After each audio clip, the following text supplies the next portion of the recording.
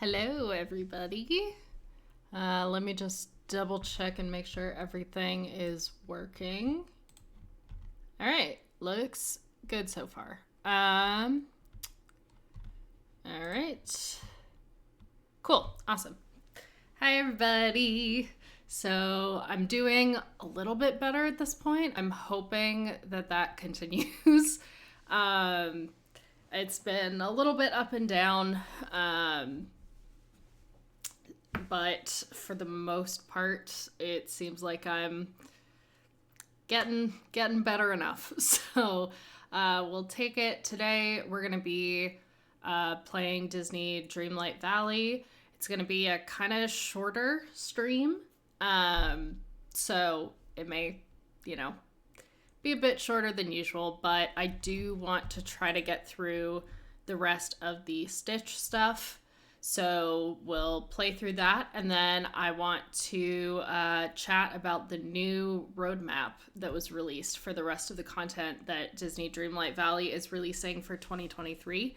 So I have that pulled up for us to hop into closer to the end of stream. So with that, hello, welcome, and I hope you're all doing well, and let's go ahead and hop into the game. Cool. All right. So yeah, I'm actually really, again, I'll pull up the roadmap later and we can go over it together and see if, some of my predictions match what you guys think will be added into the game. But I have a few predictions for stuff, but overall I'm really excited for some of the new things they're going to add. I loved Encanto, so I'm really looking forward to them adding Mirabelle, and I think she's the only character that it looks like they're going to add from that, but I'm very excited about the update. I will always be happy for them to give me more content to fill the amount of time that my brain wants me to play this game. So actually, wait, let's check and see. I want to, because it's been a little while. I do usually, in between streams, I do hop on and kind of do, oh, shoot. All right, we'll have to move that later and pick it up. I do, hop on in between streams and play quite a bit. And kind of do, daily stuff. But I want to check how many hours I actually have in this game at this point. Ooh, fun. All right, we're at 250 and change. Great. Love that for me. So yeah, so already sunk quite a bit of time into this game. But for now, so I've actually, for the most part, done really well with, let's see, there we go. Done really well with the quests related to, is it here? No. Collection? Nope. Cooking? No. Foraging. There we go. So I've done really well at foraging pretty much every single fruit as far as these mini quests go. You can tell how much time I've put into this game. It's a little depressing, but I'm gonna choose to be proud of it. And then sorry, one second. Trying not to cough directly into your ears. But then I'm getting actually pretty close on these, but we have to finish some of the foraging things. Actually, yeah, I do in general, just kind of cleaning up the space. I have completed more of those than I realized. Cool. So I basically only have vanilla and garlic left. So vanilla is in the Sunlit Plateau, and garlic, I'm forgetting. Let's see. And garlic is Forest of Valor. Cool. All right, so for now, we'll focus on foraging stuff there. I do want to be a completionist about those over time and just finish up all of that. But I do use the like random berries and plants and stuff to fill up energy. These plants are not like super effective at filling your energy, so usually I just go for the fruits as far as energy needs go, but I do like having everything all like cleaned up and neat, so we will see. But for now I'm just doing a little bit of like the daily stuff. I'll pluck up these and then we'll go and continue Stitch's quest. Oh my god, I love Pua. He's so cute. Just a little guy. Just a cute little guy.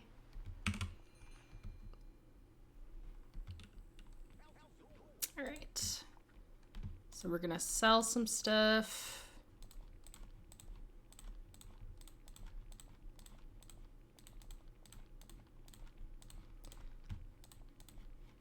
All right. Nice. Okay.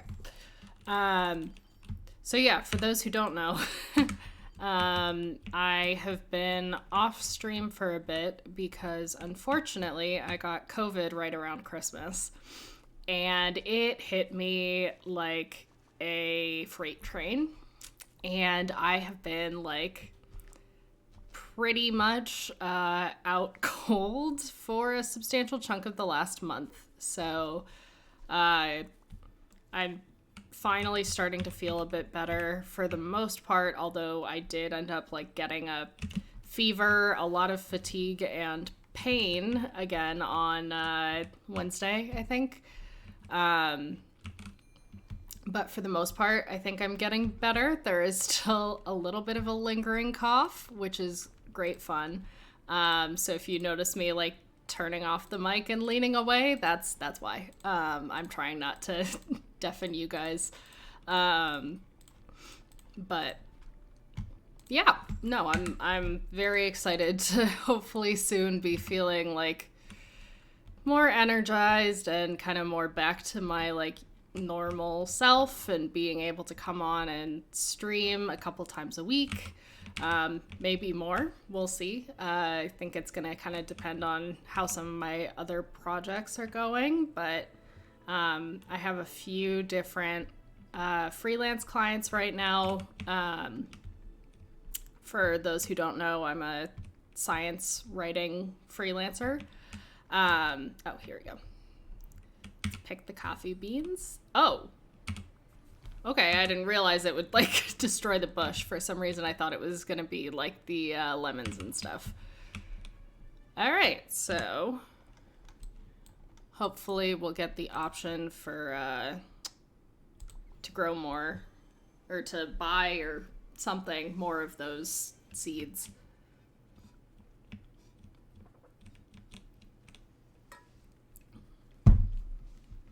All right. Stitch, I'm coming for you. All right. Oh, no. Wait, I didn't warm up. Okay. We'll see if the Stitch voice really, like, activates my cough today. We'll find out. All right. Akatiki Baba. Coffee beans. Ooh, we are not prepared for that today, but we're just going to go with it. How would you like me to make your coffee, Stitch?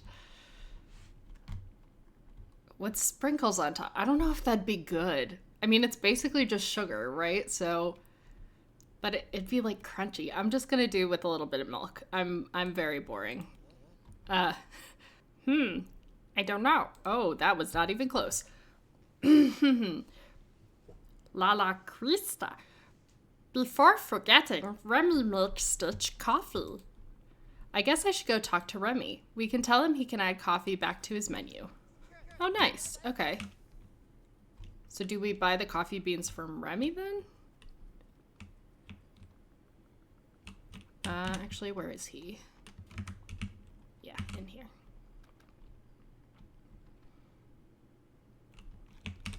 Hey, bud. Here you go.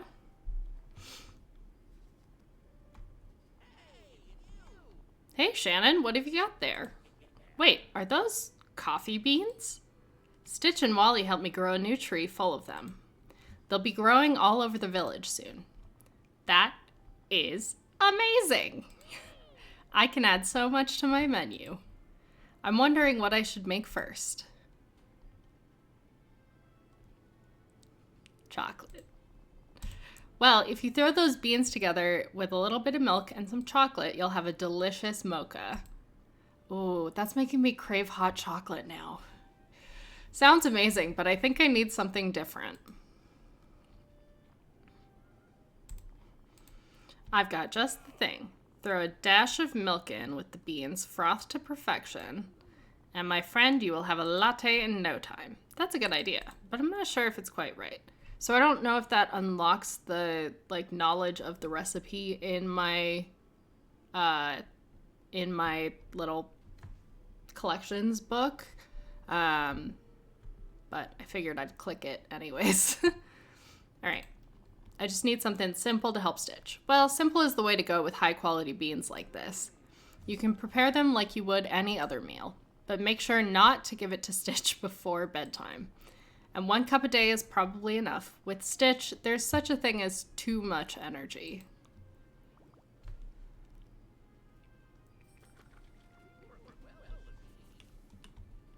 All right. Let's brew him some coffee then. Oh yeah, I don't. Let's double check.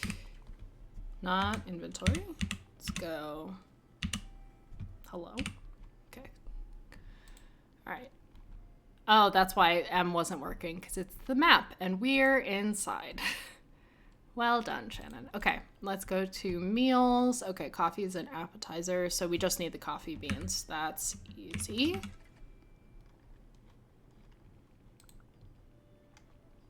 Let's see. Are they here? Here? Nope. I checked there. Are they? Let's just go under all and look for it that way. Oh, wait. It's maybe... Nope. Yeah, let's go with all. There we go. Okay, it's in fruit, I guess. So let's start cooking.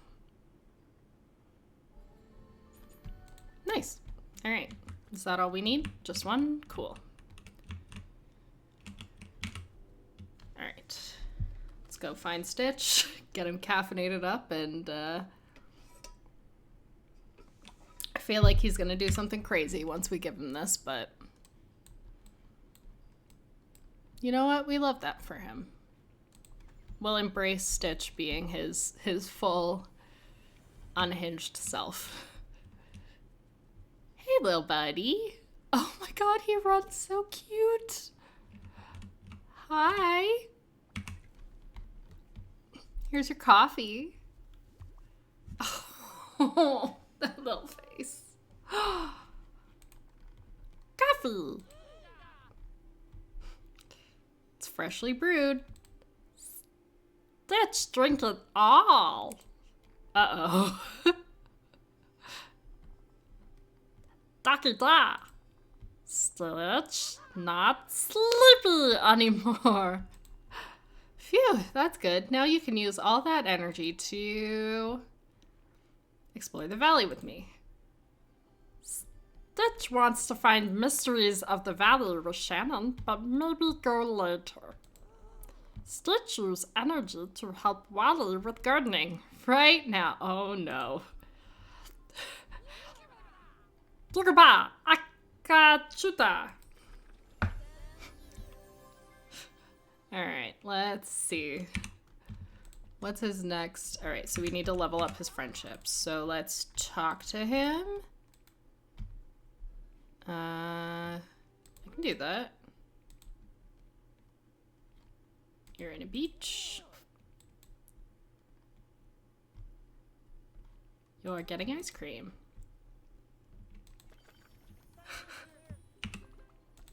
Alright. Let's chat with him again. Do we have anything on us that he wants right now? We do. Coffee beans. Because what he really needs is clearly more caffeine. Alright. That's it for now. but let's hang out. All right, so we will go around and continue to do stuff while we level him up. Oh! Oh, nice. Okay. So when they said that coffee bean things would be planting up or popping up all over, they meant it. Like, it's literally going to just be spontaneously showing up in places. Cool. All right. Nice.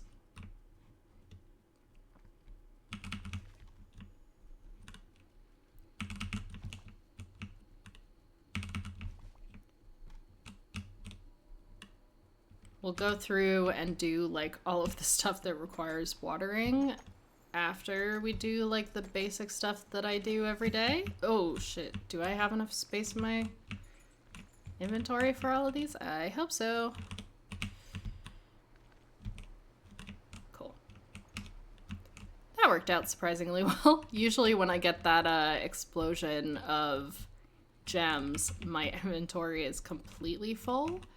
And I end up, like, panicking and missing most of them, so. All right. Let's see. I'm not seeing any of the chests here. So we will shift to a different area after this. I wonder, I mean, I know I can go in and check the collection, but I wonder how many other areas have the coffee beans. Let's check. Wrong place. All right, foraging, maybe no. Ingredients, that's what I need.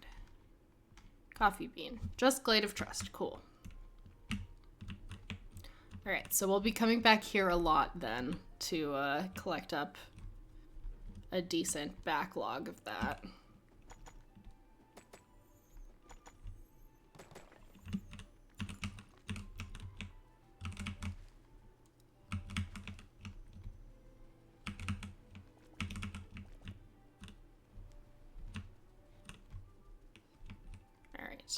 So yeah, going back to what I was talking about before. So I am a freelance science writer, and I have a couple clients right now. Things are moving a bit slow with that because I've been sick. But hopefully I'll be able to, like, really dive into that soon. I'm trying to, like... take it a little bit easy with the transition back into things, just because I have been kind of impatient about getting back into things because I've been kind of out for a month, basically. And the impatience has not helped. It's actually given me, like, a couple of days here and there where I've all of a sudden gotten really, really sick again. So I'm trying to pace myself a little bit, but it is hard when, you know, you've been, like, out of commission for so long and you have, like, a mounting to-do list just building up. But gotta take the cues from my body and listen to it and pay attention to what it's trying to tell me, which is basically relax, it'll happen. But you need to take it a little easier still. So, all right, let's talk to Stitch.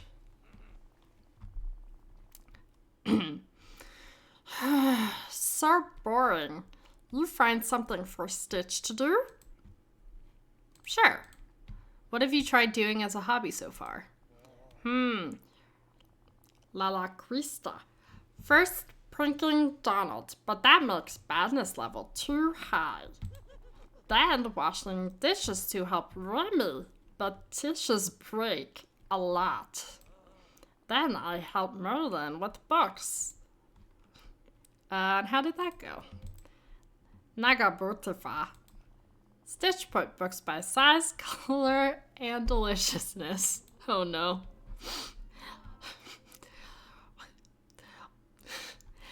But Merlin, yes. La Crista. But Merlin not know where books go. Stitch said, taste them to see. Oh boy, maybe for your hobby you need more of a solo activity. Something where you can let your imagination run wild. Imagination? Oh, Stitch imagine lots watching television. Imagine all people in funny hats eating ice cream. Watching television, that could be one of your hobbies. But Stitch's television is broken. No problem. No, we're gonna do the second one. Stitch, how did it get broken? Don't know. Maybe Donald smash it? Stitch. Chuta, okay. It was Stitch, but it was accident. Promise. It's okay to make mistakes, but you've got to know how to own up for them. Okay. Stitch do better.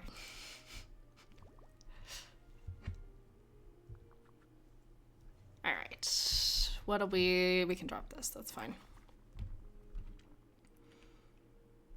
No problem, we'll fix it. Alright, let's track. Alright, so we need tinkering parts and some glass. So let's go up here. That was on low. Alright, so we need 7 more tinkering parts. So we need doing math. Alright. So we need a bunch of iron ingots, and then we can make the... Oh, right. I forgot about this. Okay, we'll make 9 tinkering parts. And we'll have a bunch of extra iron ingots. That'll be great. Oh, yeah, we need space. Smart, smart, smart. Let's go ahead and grab these out. I don't know where we're gonna put the coffee bean. Maybe end up putting it in here. Yeah, let's maybe do that. Oh, right. I need to... If only my brain worked fast enough. Okay, let's see. What can I squeeze in? I think maybe going in and putting the gems away makes sense. So let's do that.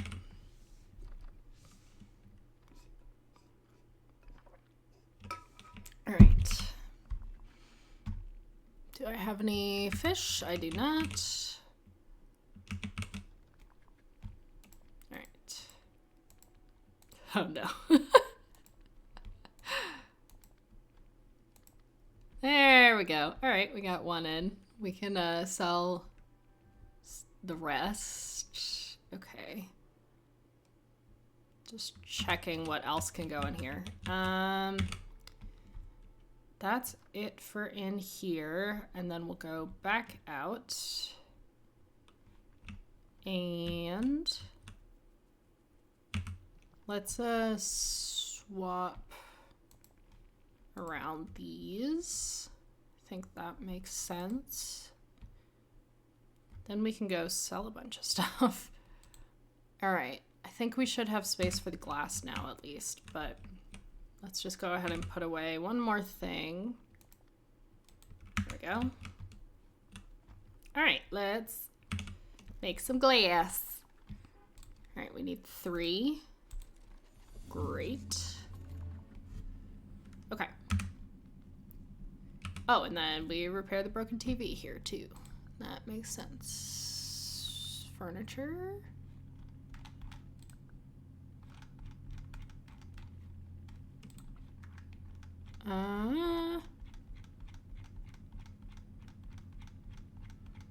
There we go.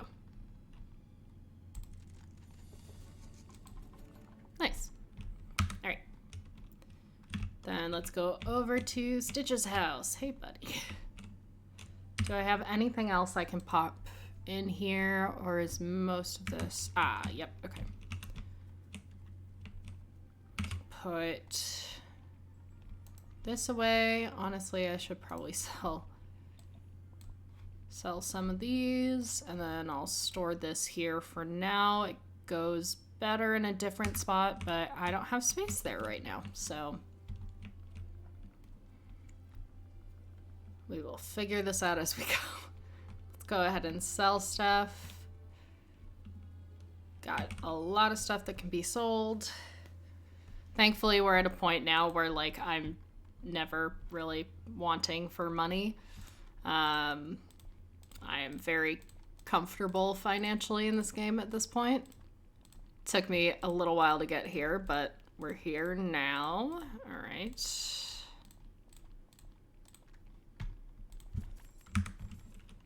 I do still keep, like, the rice and stuff, even though my inventory is overflowing with it, just because it doesn't sell for very much at all. So I figure it makes sense to hold on to it for cooking reasons. I may change my mind about that, though. All right, here you go. Here's your TV.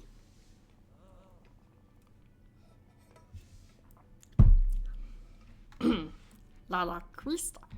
Yay! Television not broken. Now we watch. Let's watch something exciting. Exciting? Oh! Okay, I know what to watch. Monster movies. Sit, we watch. Toki Bawaba. So scary. Oh, I kind of wish they had a little, like, video that played for that. You see big sea monster knock down buildings? Go rah rah rah. That looked kind of fun. Yeah, so fun to destroy when it not raise badness level. Movie's fun, but Stitch wants Hobby to go on adventures like heroes in movie. You take Stitch on adventure? Yeah.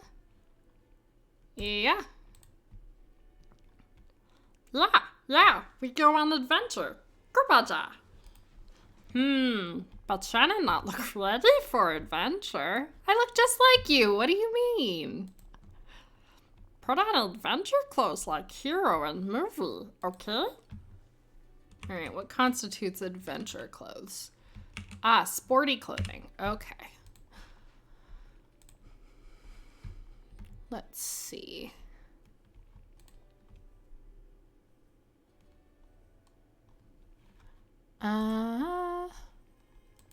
What do I want to wear? Let's do the black one for now, I guess.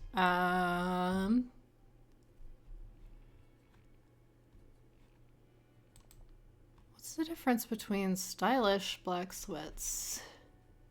Okay, they have Mickey Mouse. Ah, gotcha, okay. All right, we're gonna go back because that's actually fine. We'll do all black. I am gonna take off that jacket though.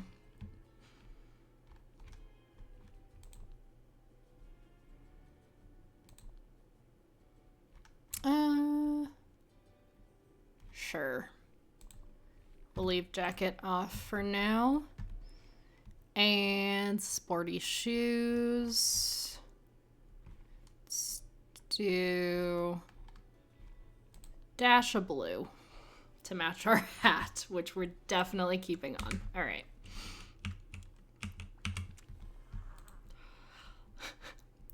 Yeah, Shannon look like hero from movie now. Time for adventure. Can we see place like big scary sea monster cave in movie? How convenient, we have our own sea monster cave. Yep, let's go, buddy.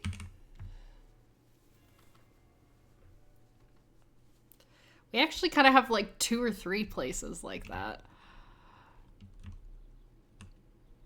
There's like Ursula's old cave, Ursula's new cave, and then the thing that's right below me right now. We have sea caves galore. And honestly, like at some point, if they ever unlock the Skull Island thing, that might be that too. All right.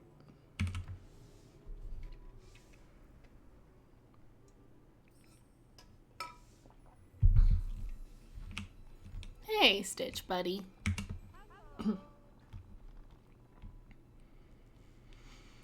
Okay. Yeah, it's scary here, but Stitch not scared. It's okay to admit you're scared, buddy. Oh, that's so wholesome. Stitch not scared because Shannon here. Ichi Donuba. Go deeper in cave. I got Tuki. Okay. So we're going to the bottom. One sec.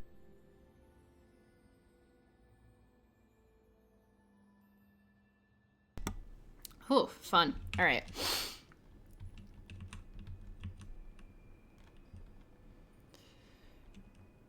Down, down, down we go.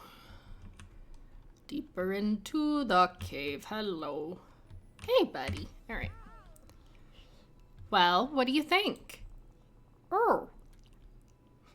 Nice cave. Lots of shiny things.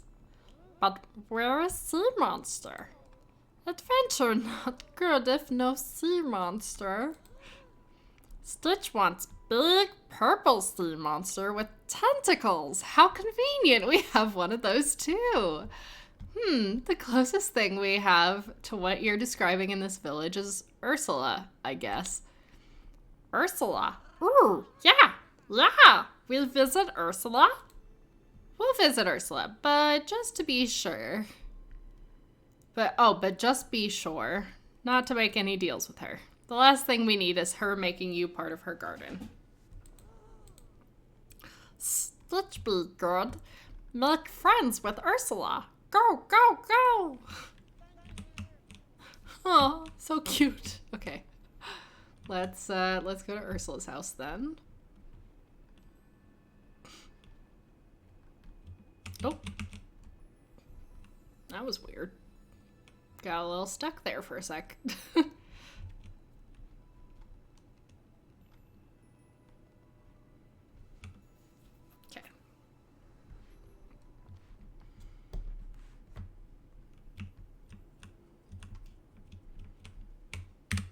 Let's see. Cool.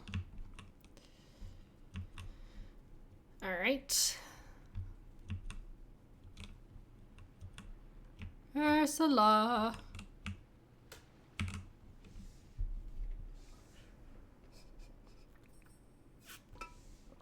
All right.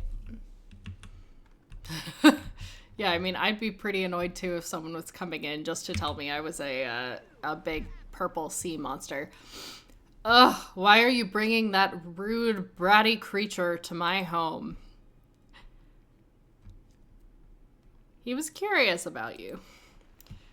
Angelfish, curiosity is hardly a reason to barge into my abode with that beast in tow. I've hardly been able to get a moment's peace with him running amok in the village. Why, just the other day, he pestered me about my badness level. Can you imagine? Get him out of here before something unfortunate happens. Oh. All right, get out of here. Let's go. Run, run, run. Hey, little buddy. How you doing? So fun. Ursula is mean, scary monster. Yeah. Stitch wants to see more sea monsters. Maybe a friendly one? A friendly sea monster. Well, Ariel's not a monster, but she is from the sea. She's a mermaid. Ooh, mermaid. But Ariel can change her shape, so she only looks like a mermaid some of the time. Change shape? Like Stitch when he's doggy. Urkija. Urjika. There we go. Stitch wants to see. Have adventure. Okay, let's go talk to Ariel. Let's go. Alright. Ariel was right over here. But Stitch seems to be going somewhere else. Where are we going? Okay. Let's teleport up here.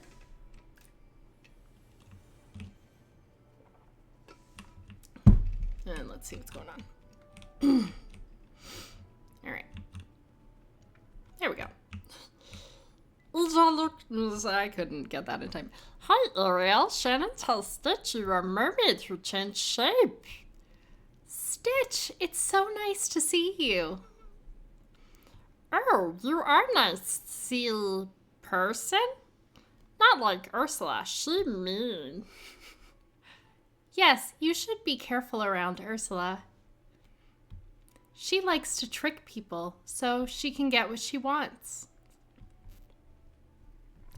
She tricked me once and stole my voice. Stole voice? You couldn't talk? I couldn't talk, couldn't sing. Couldn't sing? Oh, it was just awful. I'd love to sing so much. But when Ursula had my voice, I couldn't sing a single note. But don't worry, I have it back. Obviously. Which I guess you can tell since I'm talking to you. Phew, da.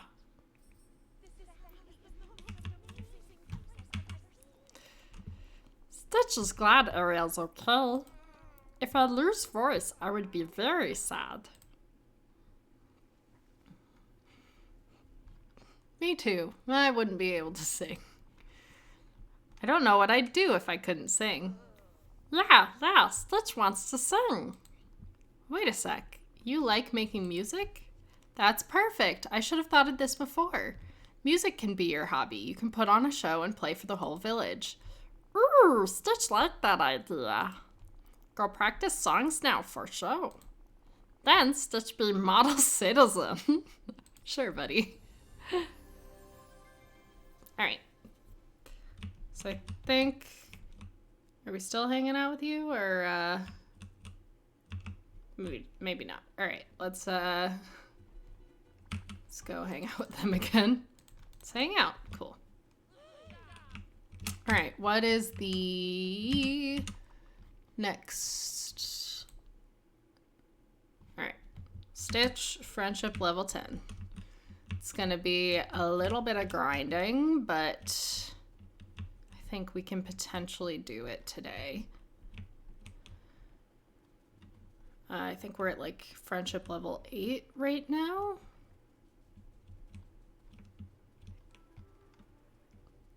So we will work on getting that friendship level up a little bit. So let's collect from this. Cool. 1 sec, sorry.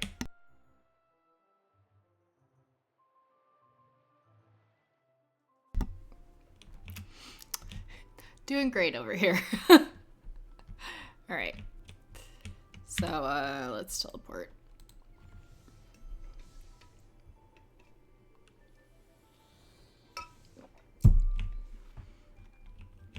Here we go. So here are the vines for the day.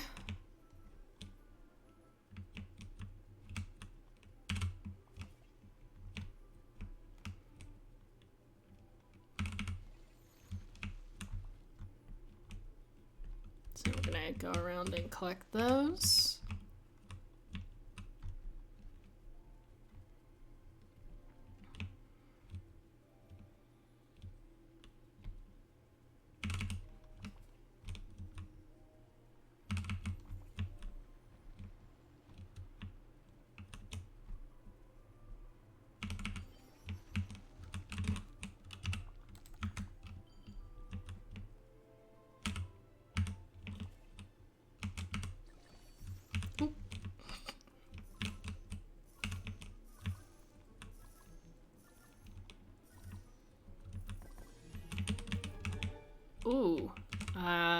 thinking about Disney, I've been seeing a lot of new information about for some reason I thought there was a thing for me to collect. I've been seeing a lot of information about the new Splash Mountain remodel. I'm forgetting the word for what they're doing, but basically, for those who don't know, the Splash Mountain has now closed for like full renovations. And the old Splash Mountain was based on a Disney movie called Song of the South, which was super racist, and I forget when it came out, but it has been like unfindable basically for I think like the last 30, maybe 40 years. And Disney has been like massively trying to distance itself from that specific movie because of just how like racist and awful it was. So there's one chest. So Splash Mountain was like based on one of the storylines, like the current, well, I guess now immediately former version of Splash Mountain was based on like a small portion of that story, with like Briar Rabbit, Briar Fox, and Briar Bear. Is that right? And so they're like keeping all of the same like the same track and everything for the ride, but they are completely redoing the like story and the characters in the ride to Princess and the Frog. So it'll be like Tiana and stuff like that, which I think is a very good choice on their part. So it'll be fundamentally like the same ride, but just with a less racist story that's like more relevant for their branding and stuff. So so yeah, because again, like the Song of the South movie like isn't even something that you can really find anymore. It's kind of been removed from the Disney canon, so it wasn't necessarily a good like marketing strategy either for them to have that ride centered around that. So yeah, so I'm really excited to see what kind of the new version of the ride looks like. My sister, my husband, and my sister's boyfriend and I are all going to Disney World later this year. My sister and I like to do sister Disney trips occasionally. It's been many years at this point since our last one. But it'll be really, really fun to, you know, we're going to be kind of doing our own separate thing some of the time, but then doing stuff with each other some of the rest of the time.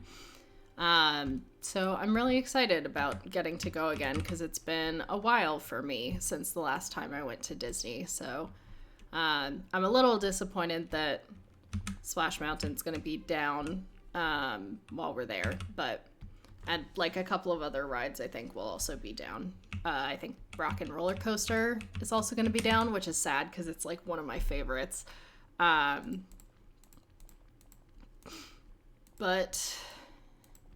yeah, we're going to be going around my sister's birthday. So it'll be kind of like a celebration of that. And I am very, very excited to get to go again. So let's see. Ooh, okay. Has anyone else watched Owl House? So it's a Disney show. They've been like tying up the loose ends of it. I had like kind of started to hear stuff about it and heard that it was like a really, really good Um, really, really good show. And it's like technically a children's show, but it doesn't really feel like it. I feel like it reminds me a lot of like She-Ra, if you've watched that. There are a lot of kind of like aspects to the narrative style that kind of remind me of it. Some of the sense of humor feels very similar, and there's really good like LGBTQ representation, which I appreciate. So I like binged through the entire 2 seasons that are currently fully out in a very short period of time because, again, I have been quite sick and have wound up,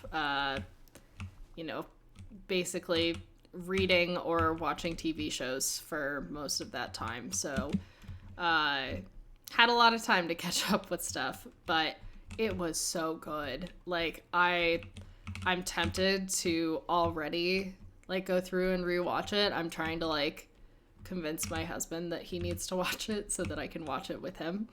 Because that's always more fun than like rewatching it immediately after on your own. But it's just like genuinely a really entertaining show. I think so anyways. But the show, despite the fact that it was doing like really well, ended up getting canceled. So from my understanding, they like negotiated kind of a third mini season to tie up a bunch of the loose ends from season 2. And they have 3 like longer episodes. So the normal episode length is like 20 minutes or something, and then the longer episodes are, I forget if it's like 45 minutes or an hour each, but they're just trying to tie up a bunch of the like main storylines. So I'm pretty sad that it got canceled like before I even started watching it, for one thing, but I don't know. I've heard a lot of like conspiracy theories around it that personally I kind of buy into, because like it seems like the show was canceled when it was doing better than it had been during the first season, but also B, better than a lot of the other Disney shows. And I have heard rumors that the show, the people working on the show were not able to say this outright, but they did express that like it was not because the show wasn't doing well. They said that I think what they said explicitly was like it didn't fit into Disney's demographic. And they seemed to be trying to frame that as like it's outside the age range for the content that they're aiming to have on like Disney and Disney Plus. The problem with that, from my perspective, and that I've heard from a lot of other people online as well, is that like Disney Plus kind of has like all over the place in terms of age stuff. Like for a while they were trying very hard to be strictly like family friendly, like G-rated type, like PG Max type content, but like now that they're adding more of like the Marvel stuff onto Disney Plus and some of the other stuff that they've added, it's becoming like less and less strictly like child focused, but also like the show is intended for like child and young teen audiences too. Like there's nothing inappropriate really about the content other than like occasional like kind of violence-y stuff, but it's not graphic at all. It's like, yeah, anyways, it's like very normal for like kids TV show levels. So one of the theories online that I definitely would buy into, or at the very least feel like is definitely a valid thing to assume, is that basically Disney was uncomfortable with the LGBTQ representation in the show, because again, there is quite a lot of it, which is one of the things that I appreciated about the show. But and that Disney was basically saying like, yeah, that doesn't align with our brand. So don't love that, because it was a really good show. But am I surprised if that was the case? No, not at all. Like,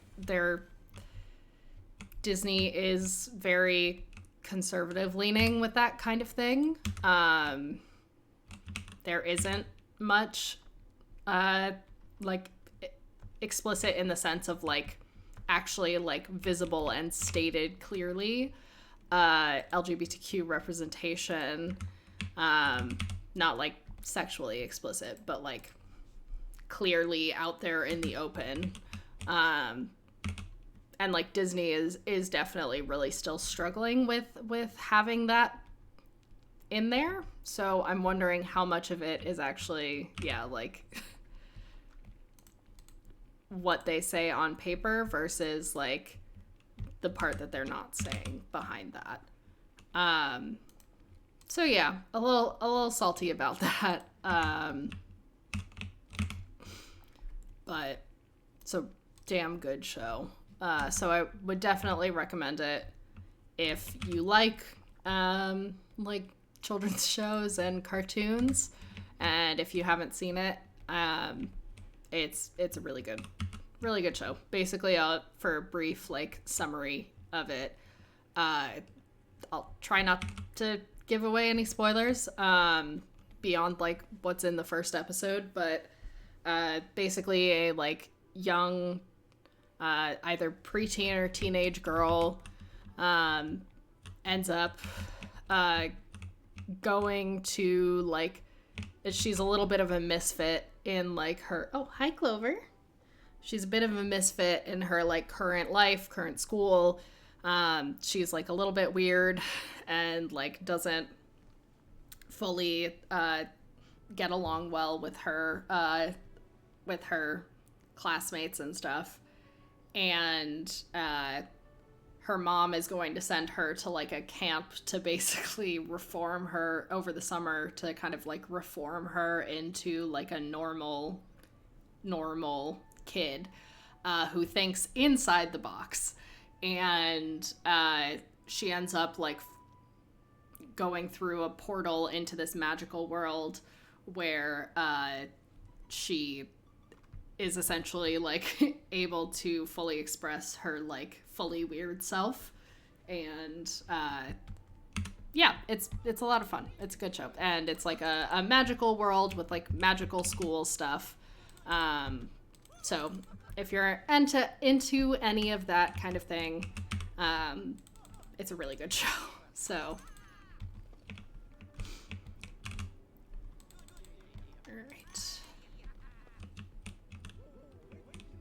I have also, while I've been sick, been reading a lot. And also say hi to Clover. I feel like this is as low as it goes already, but the kitty cat is here. He's doing some cuddles. I've already read like 25, 23, somewhere in that ballpark, of my 52 books for this year. Which is like my stretch goal usually for most years. I would ideally like to read like a book a week-ish. That's kind of what I aim for if possible, but the last couple of years I've been really struggling to read as much. I used to like listen to a lot of audiobooks or like read ebooks on my commute, but now I'm fully working for myself and from home, so yeah, like I don't have a commute anymore, which makes it a bit harder to like find places. I mean, it doesn't make it harder to find places, but I've lost like the routine of it from that. In theory, I have more time to read than I did when I was commuting, but it was a nice little like habit that was built in place. So yeah, but since I've been sick for so long and have like barely been able to do anything, most of the time I've honestly been watching like TV or movies because it's been even hard to like hold up a book or like my iPad or whatever. And I've been like sleeping a lot too, but when I have been feeling up for it, I have mostly been like lying down in my bed and reading when I've been able to. So that has meant that I've gotten through a lot of books already this year. So a chunk of those were like graphic novels. I've been going through Avatar: The Last Airbender is like one of my favorite shows of all time. It is amazing. Further cementing the fact that I watch arguably too many children's shows and movies, but it's fine. And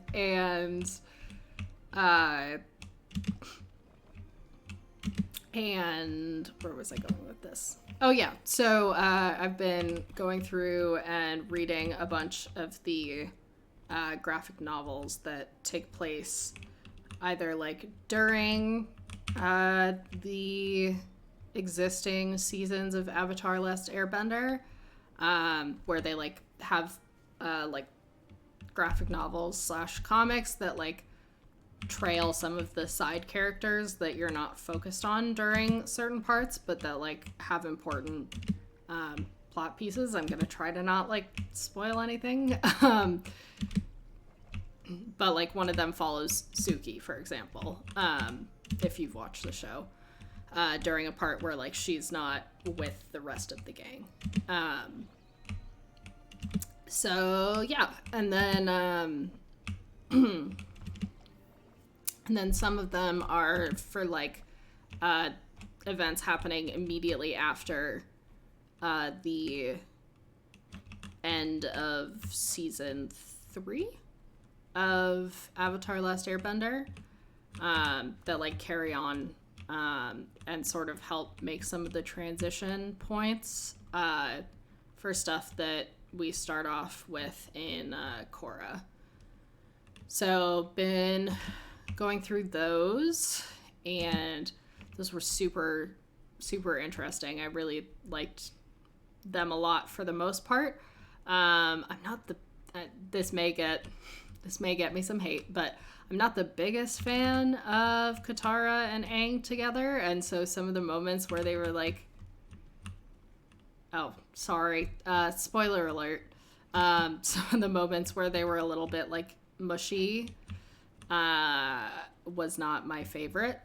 So but I really liked the side plot that followed Zuko for those. Again, trying not to spoil. So yeah. So I've really enjoyed those. I've been reading some Brandon Sanderson, so I haven't read too many of his books yet. I think I'm on 3. I've read 3 now, I think. But he's a really good author. I like his books a lot. I've mostly read his fantasy stuff, and then I just finished my first of his sci-fi novels. And I like I was kind of moving slower through the first, probably like third to half of the book, and then once I got like about halfway through the book, I just basically binge read the rest of it. So it got really, really good. It was Skyward, for those who either have read the book or might be interested in reading the book. And I like immediately went onto my library's ebook thing to put myself on the wait list for the next 2 books in that series. So I've been reading another one of his books because I was like trying to read through some of the other books that I was like partway through but hadn't finished yet. I am in a really bad habit right now of starting a lot of books but not finishing a bunch of them, but also wanting to finish them, so they're not like books that I've decided I'm giving up on and I'm gonna DNF them, but they just kind of are piling up on my list. Usually it's that I borrow a lot of books from my library through Libby, which is an app that lets you borrow ebooks and audiobooks from the library, and I usually will get like a chunk through a given book, and then it ends up going back to the library, and then I move on and work on another book.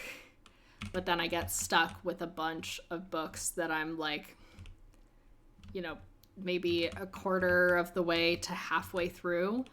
And so that's kind of where I'm at right now. I don't even want to say how many books I'm in the middle of right now, because it's really embarrassing. But you know what? I will embarrass myself just for shits and giggles. So I have, let's see, 1, 2, 3. Yeah, I have 4 physical books that I'm partway into but have not finished but would like to finish. And I have 1, 2, 3, 4, at least 5 audiobooks that I'm partway through but have not finished.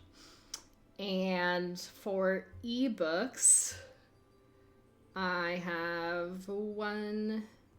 Well, okay, so one of the ebooks is in Spanish because I'm trying to get better with my Spanish.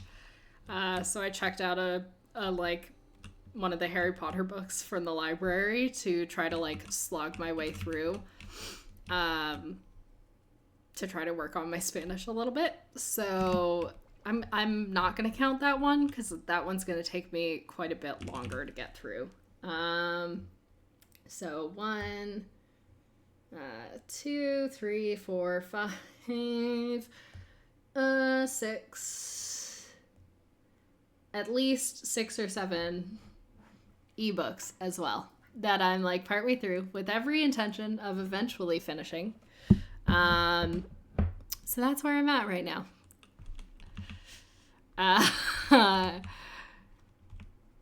So yeah, very chaotic at the moment.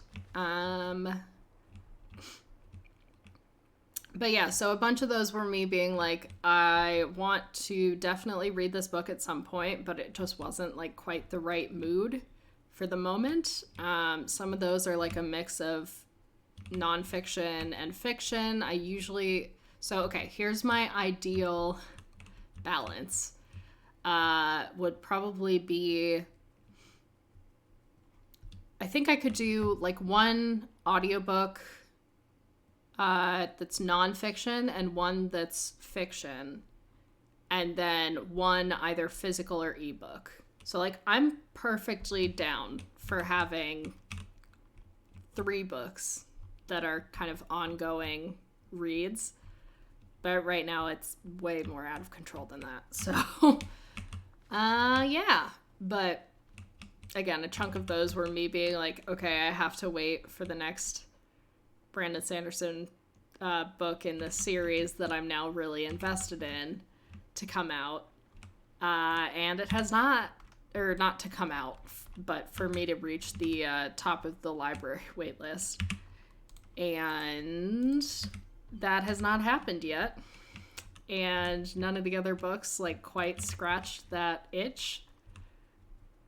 So we'll see how that goes, but I am definitely going to want to get that a little bit more under control, because it is like stressing me out a little bit, and it's a very silly thing to have stressing you out, is like the number of books that you're partway through but haven't finished that you are reading entirely for fun. I watched a video, this reminds me of a video I watched recently of someone talking about their like unplayed games list and like their game backlog, and how it's like very weird that it's something that like they get as stressed out about as they do, considering it's just like supposed to be for fun. And I felt that so hard because I often like, it's so weird how so much of like our culture's obsession with like productivity and what's the word I was thinking of? Anyways, our culture's obsession with productivity like bleeds into stuff like our hobbies as well. Like me having a goal for the number of books I want to read this year, versus just like reading what I want to read. And yet at the same time, I can't stop myself from doing that because I am such a like completionist, and in theory, I'm a type A person. I'm a type A person with ADHD though, which kind of makes it a little bit confusing and complicated. It basically means I get stressed out about how disorganized my life is. So, like, super duper stressed out. So, like, someone looking at me wouldn't necessarily think that I'm a very type A person. Although you might. But, like, internally, just constant panic. Alright, that's level 8. Dang it. Okay.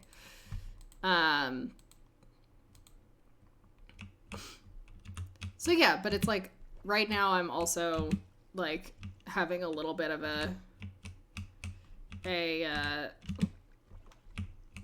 third of life crisis. I don't know what I'm at this point. It's no longer a quarter life crisis, but I'm hoping it's not a half life crisis yet. Midlife crisis. There we go.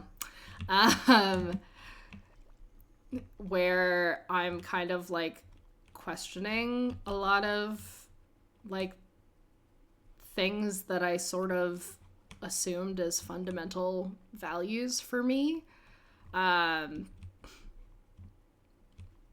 been like discovering a lot more like studies and information that like demonstrate just how messed up I mean in general like the world's relationship with work is, but especially in the US, I think. And yet, even as I'm like realizing these things, it still has like a chokehold on me.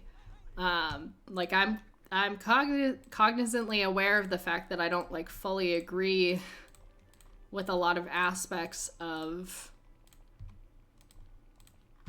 things that I have been told, and at the same time like the obsession with like productivity and this idea that like any degree of laziness is like fundamentally wrong and bad, and like even that laziness exists in the first place. I've been reading Laziness Does Not Exist, which has a very clear title on the stance that the author takes on this, but and it's just really had me thinking more because like as someone who got diagnosed with ADHD at the age of 28,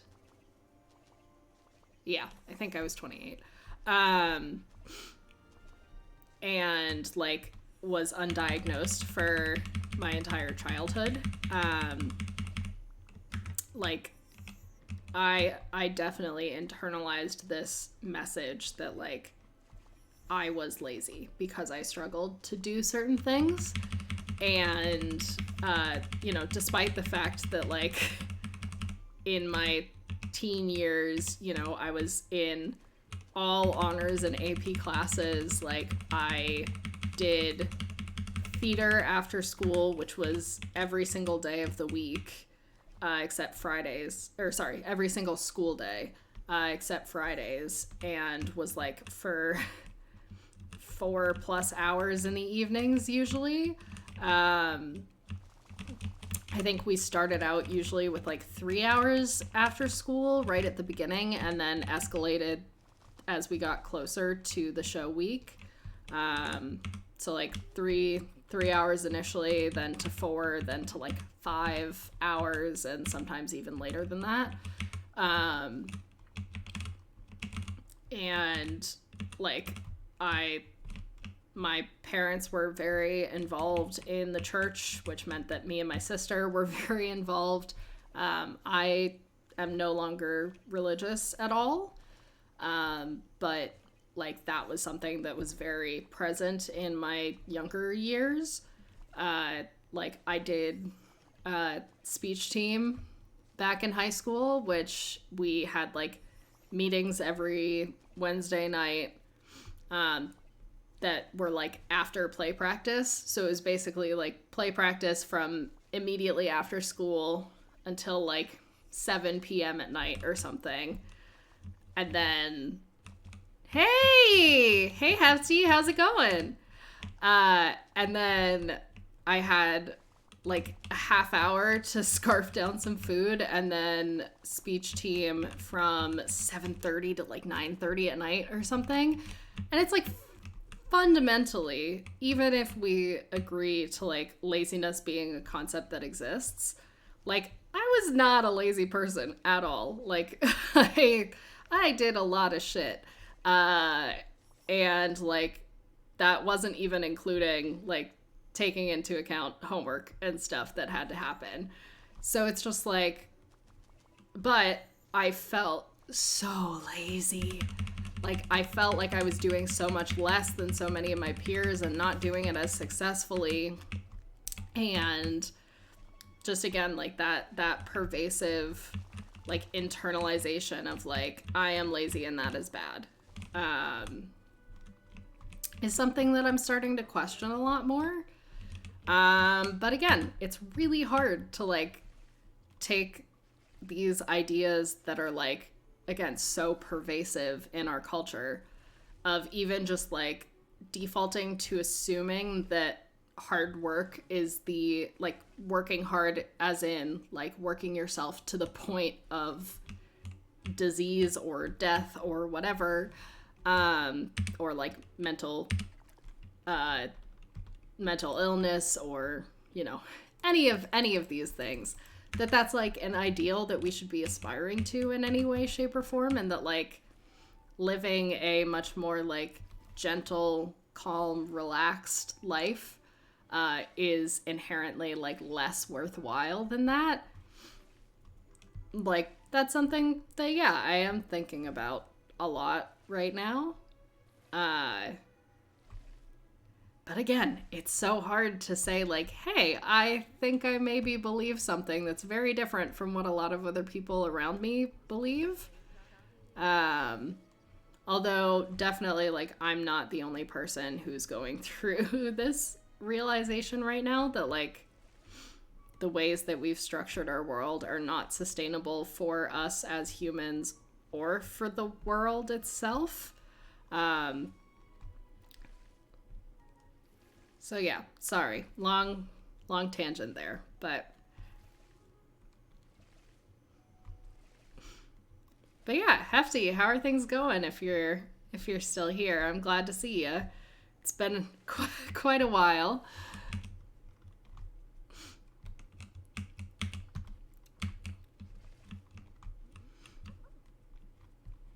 All right. Right now, we are just trying to grind our friendship level with Stitch a little bit. So, working on that.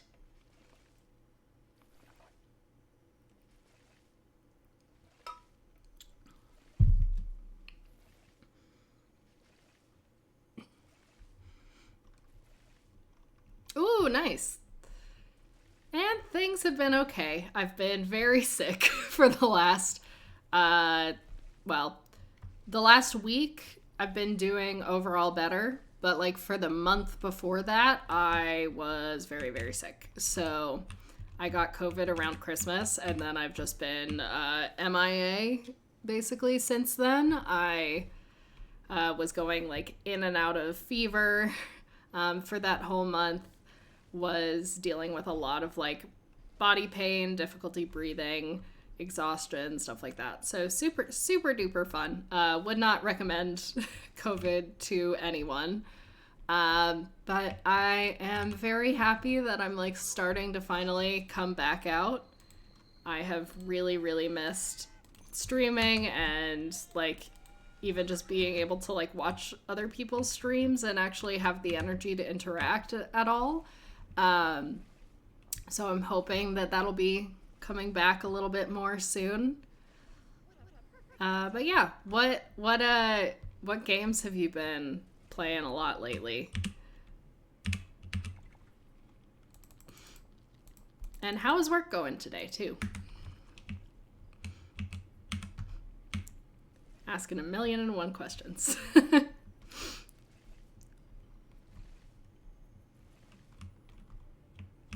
All right.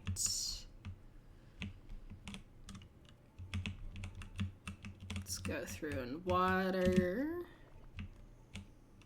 Ooh.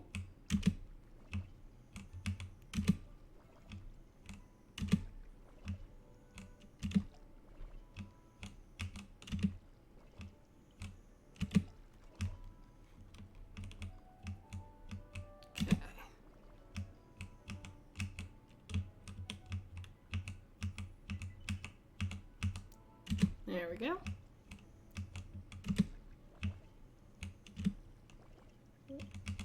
Missed a little bit on that one. That's okay.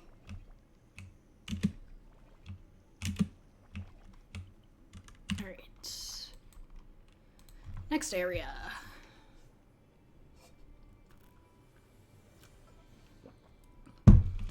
We are going into more chill, relaxed mode for... Oh, the gardening? Is this? I thought usually I only had to water these one time. But I guess maybe it's two.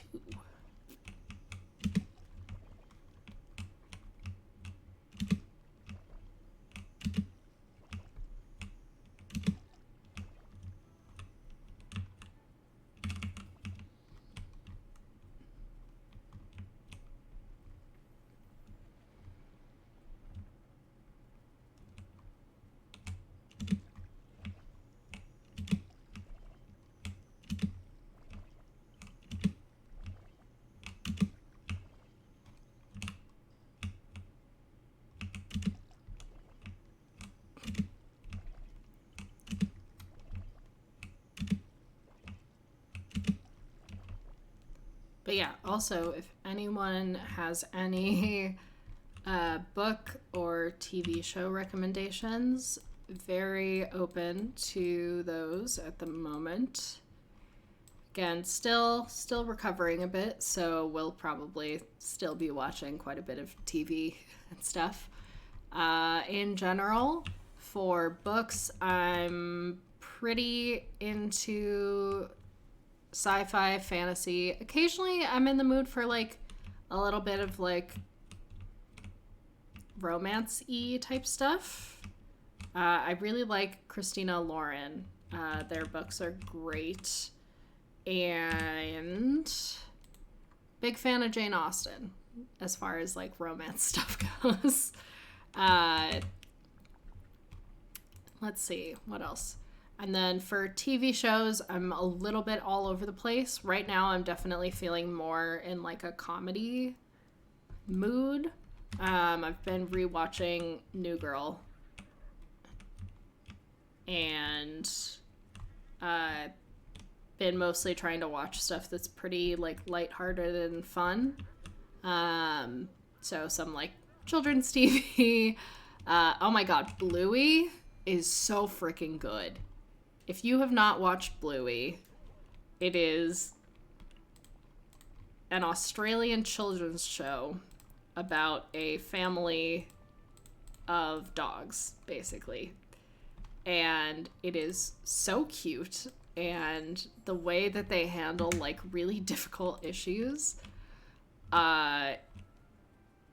is just very impressive. Like they sort of, it's one of those children's shows that you can tell that they've like put a lot of thought into entertaining the parents that are watching too.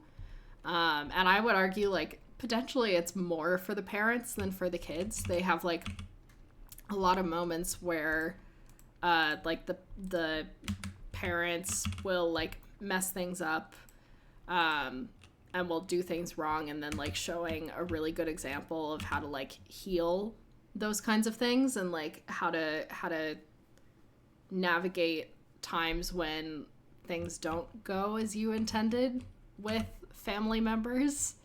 I think it's a really like valuable thing to have for kids and parents to be able to see that. It's also just like really funny and enjoyable to watch. But like they talk about stuff like infertility. They deal with like death at certain points. So like they do cover some like really, you know, difficult topics. But it's just so wholesome and so cute. And I feel like it just always makes me smile. So would also really recommend that. Anyways, so I really like I'm looking more so for like lighthearted stuff right now. I have a bunch of like dramas and much more like serious things on my list. But and like occasionally I am definitely in the mood for that, but just like right at the second, that's not so much what I'm looking for. But definitely open to like recommendations to add to my list, even if it is one of those like more serious shows, but just will probably take me a lot longer to get around to. Ooh, there we go.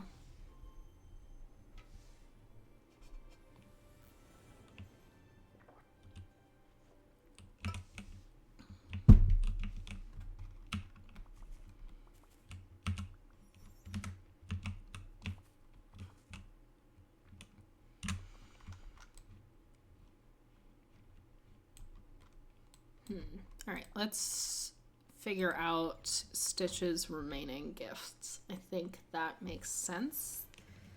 Hello, buddy. Clover is being so good cuddling in my lap right now. He is so cute. Okay. Stitch, I don't remember what you wanted exactly, but I remember there was a flower. Characters. Blue, passion lily, and a latte. Cool. All right. So we can also learn the recipe for a latte. Split this off. And I don't think we need Remy to help us with this one. We'll just go inside. All right. So latte was coffee bean plus milk. There we go. And let's go ahead and do a mocha too while we're here. Coffee bean. And cocoa? I think that's right. Yeah, beautiful. All right, Stitch, we're gonna give these to you, and then honestly, I might do a little more cooking. Here, we'll give him a latte. Nice.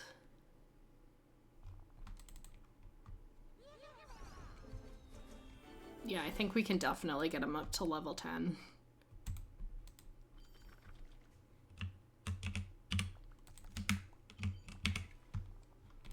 All right. And the flower.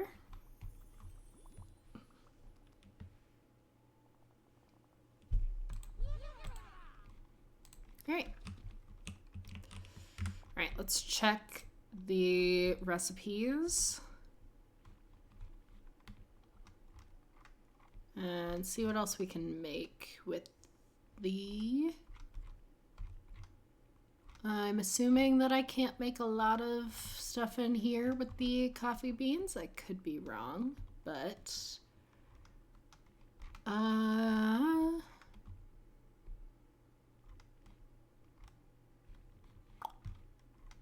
let's see. Okay. Actually, that might be it. All right, let's just double check real quick, but all right. Yeah, maybe that's it. Cool. So let's go back to outdoors. Oh my God, Clover, you're so cute. Such a good boy.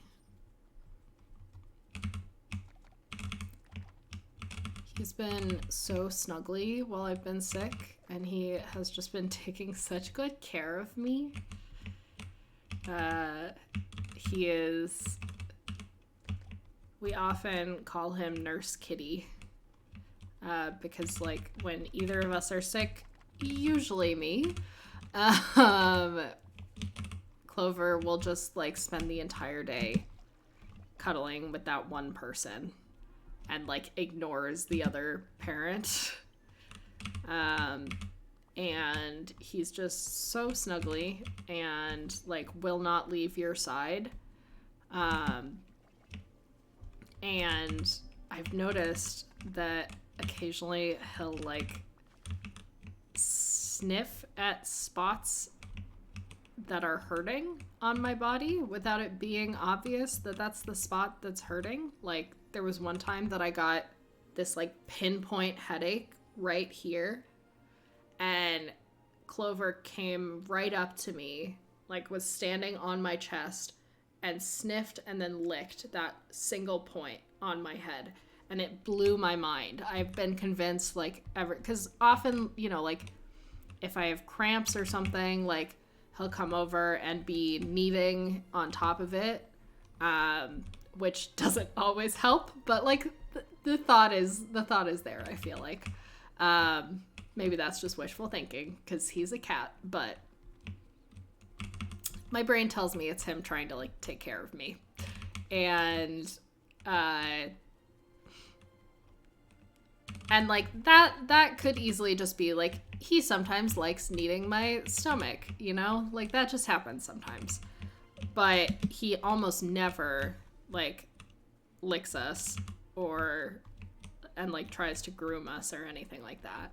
So when it does happen, it's usually when we're sick. And, like, a couple of times, like, you know, sometimes I'll get, like, chest pain and stuff, or, like, arm pain, and he'll often, like, come over and start kneading on top of that the exact spot where I'm feeling pain.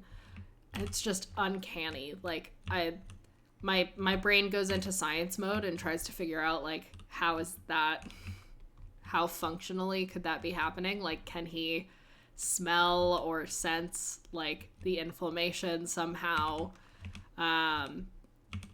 If it is, like, inflammation that's causing the pain and stuff, like, does he have, like, heat sensors or something, and it's just, like, a little bit warmer there than the rest of my body, and he likes the warmth or something? Like, I have no idea. But I just am very curious about it. But regardless, like, I feel like he could potentially, I've honestly debated this a few times. Like, I feel like he could potentially be a really good, like, therapy cat, because he is so, like, cuddly and loves attention, and potentially has, like, a sixth sense about pain and stuff like that. But I just don't quite think he's, like, sometimes he's a little too rambunctious. And I feel like I could very much see something going like horribly wrong where like he gets in one of his like really naughty modes and he starts attacking the wires on someone's machine or something that's keeping them alive. And I'm just like, I feel like, you know, it might be a little too risky, but I have thought about it because I think he could potentially be really good with it. And I don't know, maybe that's like always something that they're like conscious of with therapy cats. I have no idea how any of that works. But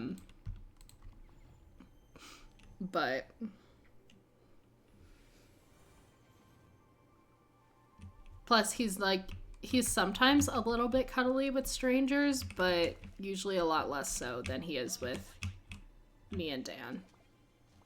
Hey, hi Mary, how you doing? Welcome in, welcome in. It is good to see you. What other games do you play other than Dreamlight?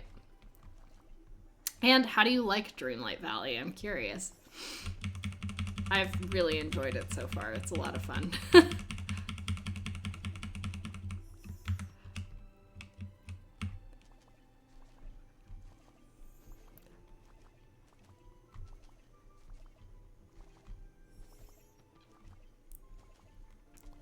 But yeah, in a little bit, we are currently working on increasing our friendship level with Stitch. So we are at level 9 right now. And we're trying to go up to level 10. Amazing. Love all those games. Yeah, it's been a while since I played Minecraft last. Maybe I should do some of that on stream at some point. But yeah, we're trying to max out Stitch's friendship level so that we can do his like last friendship quest. And then oh, thank you for the follow. I appreciate it. And then once we're done with that, we will shift and look at... Oh, I made a big mistake there. I should not have paused and started talking while we had a bunch of carrots that needed to be picked up.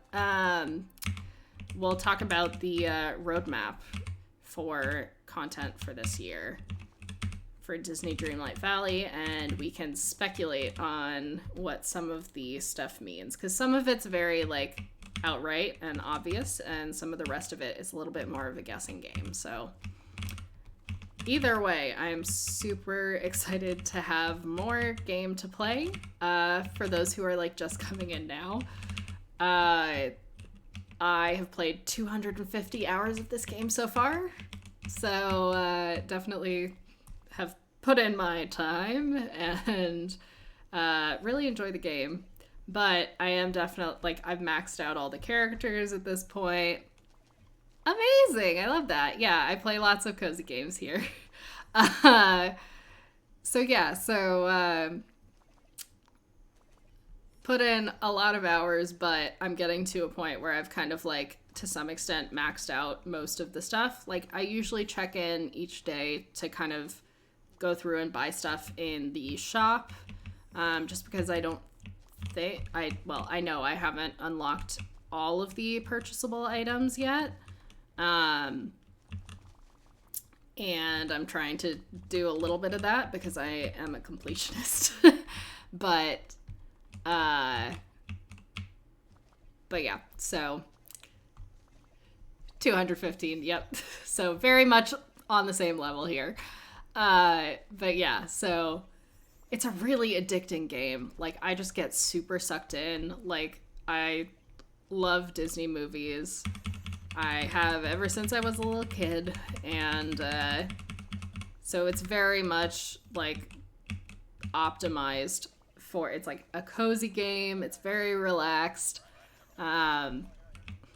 Like, it's very much right up my alley in terms of content and type of gameplay. So it just sucks me right in. I remember, like, originally when it was announced and I found out about it. Yeah, for sure. Same here. When I first found out about it, I remember I was like, oh, like, I'll wait until it's free, because why would I pay a ton of money up front to just get it, like, a little bit earlier? And then I started watching other people play it. And I was like, oh, this looks really fun. This looks good. And I ended up giving in. So I'm definitely looking forward to being able to get it on like other platforms though. Same here. I was like, you know what? If I'm gonna pay for it, I might as well get as much as I possibly can. So yeah, no, I went for the big money pack too. So I am very excited. I am waiting to get it on other platforms. Same here. So the thing that I found annoying, and I know they did this on purpose, the clothes and items that I wanted the most were in the most expensive pack. So it's like I didn't care that much about like the Buzz Lightyear clothes and stuff that came with the tier below. Like I didn't care that much about the ones that came with the first 2 tiers. The stuff that I wanted the most was all in the most expensive pack. So I was just like, you know what? Might as well. If I'm gonna pay for it, I might as well actually get the stuff that I want. So, yep. But yeah, same. I got it for the clothes. But yeah, and I'm really excited to be able to get it on my Switch. I'm waiting until it's free to do that because like I can just play it here. But especially when the Switch, geez. Did I say Stitch the first time too? But yeah, the Switch version was the one that had like so many issues and so many glitches and stuff. Like I'm definitely just gonna wait until it's free. Yeah, the Moonstones were also a big thing. I'm a little nervous about once it goes free to play, just because if it continues to just be kind of like the Star Path thing, I'm very down with that level of like microtransactions and stuff. But I am a little bit nervous that it's going to become like more and more pay to play kind of thing, that you're paying a lot of money to make the game even remotely fun, which I'm not down for. So I don't know. We'll see. I'm a little nervous, but I'm hoping that they kind of keep it at a similar level to what it is right now, because I think like if they keep it at this long term, that's something I can get on board with. Yeah, for sure. Or like they end up having like 6 different star paths or something going at once, and you're just draining through all of your moonstones. Like, I'm a little bit nervous about how much they're going to potentially try to squeeze our money out of us even more. But I usually judge like whether a game is worth the money I've put into it by like if I can get an hour of gameplay for each dollar I spent on the game, that's like more than good enough for me. Like I would easily spend much more than $1 per hour on other forms of entertainment.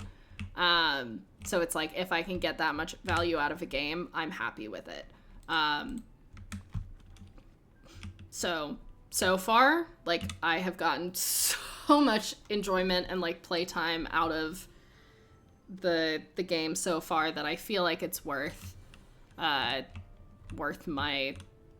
amount of money that I've put into it so far. But again, I really don't like the microtransaction business model, so I'm like, yeah, exactly. Like I feel I'm a bit worried just because it's like it's a combination of Disney and video games, which are like two different companies /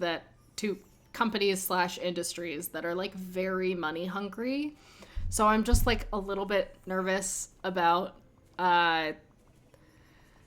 where this could go with that, and that they are going to sort of take advantage of the fan base. I think they've said they're not planning on doing this, but I am a little worried that they're gonna like lock certain really popular characters behind a paywall or something, that you're gonna have to pay extra money to get specific characters that you're probably really going to want.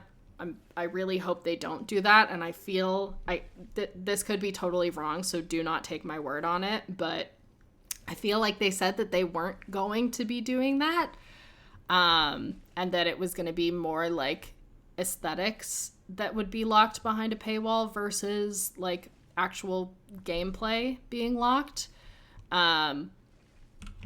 But it is definitely a concern of mine in the long term. All right, let's buy some more seeds. I feel like we've got to be getting so close with Stitch.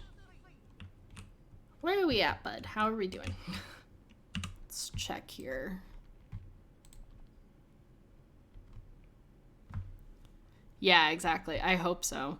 Because I really don't mind. Like, I think I have a lot of fun with the star paths as they are now. And I think, like, I'd be honestly, because I finished the star paths pretty quickly, I would honestly be okay, I think, with them having, like, 2, maybe even 3 going at once. But that's also because, like, right now, since I'm playing on stream and stuff, like, I am able to put in more time into it versus, like, I know that's not the case for everyone. Yeah. Yeah, same. Like, I finished this in a couple of days. So, like, I can finish these pretty quickly, but for other people who can't play, like, most days or who go much longer in between, like, I could definitely see how having multiple star paths going at once could be way too much. But I think having, like, a little bit of overlap at either end, like, you know, something finishing just as a new one is starting, or, like, this one finishing out as another one is starting. I think that could work pretty well. Oh, yeah, Stitch. Friendship level. Ooh, okay. Still got a bit to go, but we are definitely making progress. Did I actually buy? Yes, okay. But yeah, I, like, demolished the... I don't remember for sure, but I feel like maybe I finished, like, most of the things in basically 2 days for this one, so...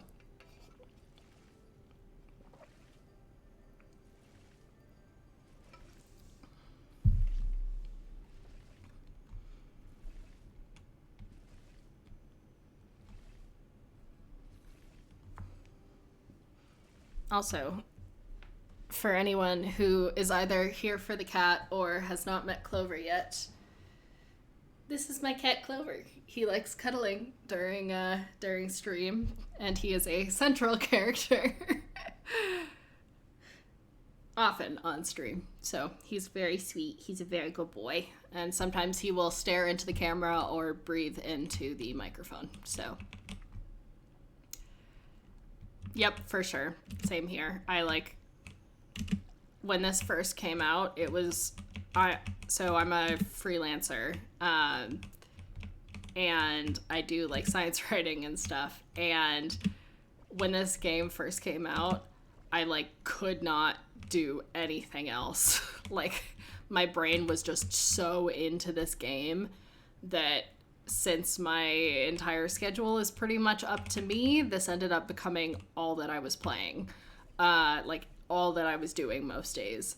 That's not entirely true, but, like, it became the vast majority of my life, and I get very obsessive with games as well, like, right when I first start playing them, and then depending on the game type, like, this type of game and some of the other games that I play are much more like Animal Crossing, for example. Like, they encourage you to check in every single day, because it builds a habit, and then you get super addicted and sucked in. But yeah, so, like, some games are built like this, and those games I do very much go through the phase of, like, obsessed with it. It's half my personality. Like, I get really focused on it and will play it aggressively, and then it trickles off to a point where, like, because it is so habit forming, habit building, like, I will build it into my everyday life and not even necessarily still be enjoying it that much when I go in and play, but still feeling like oh, this is part of my like chores for the day. Gotta go like do my dailies for the game, you know? Which seems so silly, but it's like, it's also so many of these companies literally hire psychologists to help design these games. Like, this is especially true with like mobile games and stuff as well. To like design games to be as addicting as possible, like as habit forming as humanly possible. Which I understand why that's good for the company and for the game like industry, but it's not the best for the consumer. Yeah, exactly. I think I'm in a similar ballpark. I think my Animal Crossing New Horizon hours as of now are like 2,500-ish. We might be getting close to 3,000 hours, actually.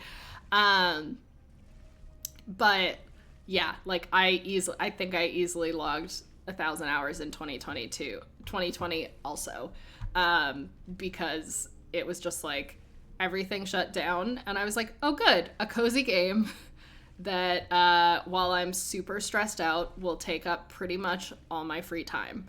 And I got like really into cataloging and stuff too for Animal Crossing New Horizons. So like I found someone online who had created a spreadsheet that had every single item and like clothing in the game. And so at this point, I've completed my museum and have done a lot of other, like a lot of the main core stuff in the game. I haven't finished the expansion pack yet though.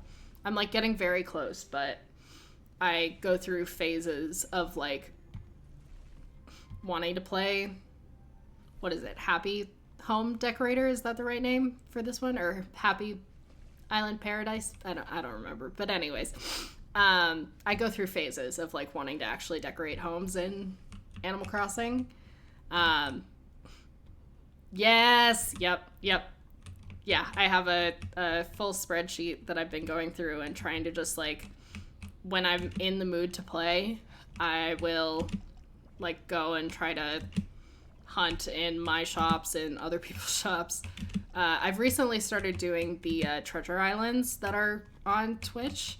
I like just found out about them recently. I didn't know they were a thing before then. And that's helped a little bit with like trying to get the last few things. 'Cause I've been cataloging stuff since 2020 and have still not completed it. So like it takes a long time, and I was trying to do it like as purist as possible. But I'm getting to the point where I have like a few things that don't show up as often, and that like I just haven't found that specific color or whatever in my shops.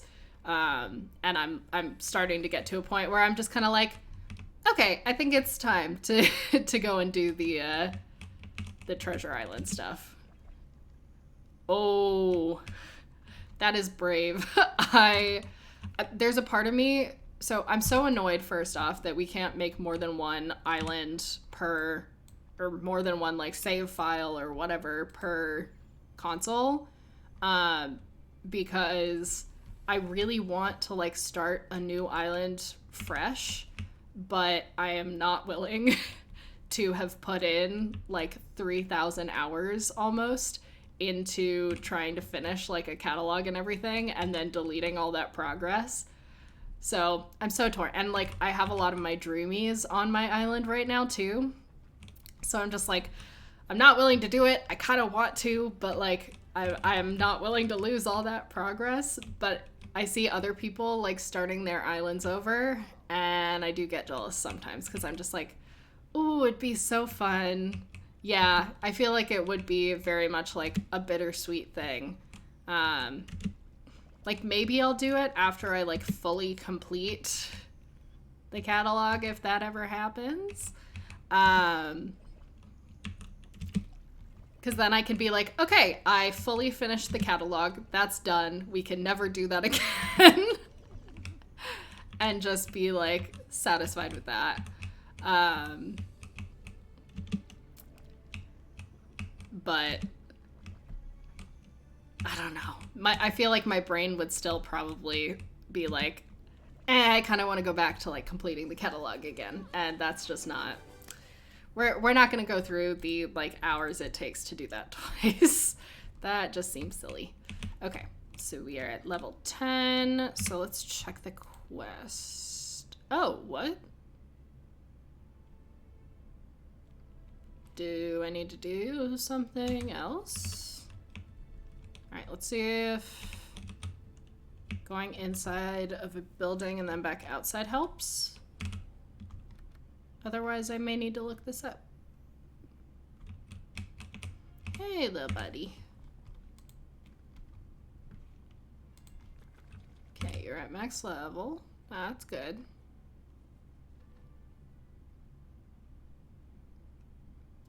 Ooh, yeah. Minecraft is a good game for that kind of thing. I would say for me, my cool-off game is probably like The Sims. I feel like that's my kind of go-to. Why are you sparkling? I feel like I should probably talk to you if you're sparkling. Yeah! I just need to figure out how to do his quest. They're probably a metaphor. Yeah, but wait, actually, why is he sparkling? Oh! Is this new? Do they sparkle once you've reached level 10 for them? Did I just not realize that before? But yeah, I feel like The Sims is kind of like my go-to. It's the level 10 Stitch friendship quest. Like it says level up friendships, and it's checked off this, but it hasn't checked off this. But I'm level 10 with everybody else, so.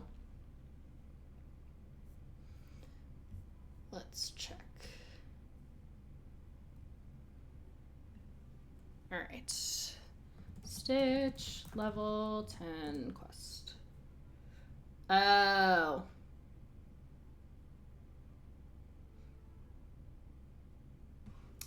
Oh, okay. So we're going to have to wait on that. Cool. I will not spoil that, but we are going to need to wait until next stream to find out what's happening next. So, cool. All right. So I think we bought stuff in the shop for today. So, all right, let's shift and chat about the new content that will be coming into Disney Dreamlight Valley. So I am currently switching over to pull up the roadmap so I can share it with you guys. And let's see if this works. Display. Is this one? Yeah, there we go. Okay. So we have gotten an early 2023 content roadmap. So I figured it would be kind of fun for us to like go over some of this together and take some guesses into for the stuff that they're a little bit more cryptic about what is going to be coming into the game. So for February, which is coming up oh geez, how are we at the end of January already? Oh my god. Okay. So for February, we're going to be meeting an exceptionally unexceptional new villager and a special snowman, and discover the secrets of the Frosted Heights biome. So not totally sure what this one means, because I'm trying to think if there's anything, maybe like the waterfall that is up above it might have something that'll be unlocked, but I'm not sure what other thing could be the secrets of that biome. Obviously the exceptionally unexceptional new villager, they have not been discreet about that, so this is Mirabelle from Encanto. And then a special snowman, and we have Olaf's little arm waving in from here, from off on the side. And the Star Path will be celebrating Disney's 100th anniversary. And then in April, we have a new realm opening. So I'm curious, like my gut tells me since they have... That's Simba, right? Yeah, me too. I loved Encanto. It was so good. I cried through like half of it, but it was amazing. Let's double check. Simba versus Mufasa. I never thought that I would not be able to... Okay, yeah, that's Simba, right? They do look very similar. I'm gonna assume that's Simba. So we've got Simba coming to the game. And the new realm, yeah, I don't know if it's going to be like Lion King themed, maybe. Like it'll be Pride Rock or something. That would probably be my guess, given the fact that they're showing us Simba for this. I'm wondering if some of the new characters will be like Timon. He could be another really good like pint-sized villager. That's like I would imagine he'd probably be a pretty similar size to like Buzz Lightyear, Woody, Remy, that kind of thing. And then maybe Pumbaa, I could see them definitely doing it. I don't know if they'd bring in like Nala, for example. I doubt they'd bring in Zazu. But I'm guessing as far as I can tell, they don't have any other hints in this beyond the fact that we see Lion King.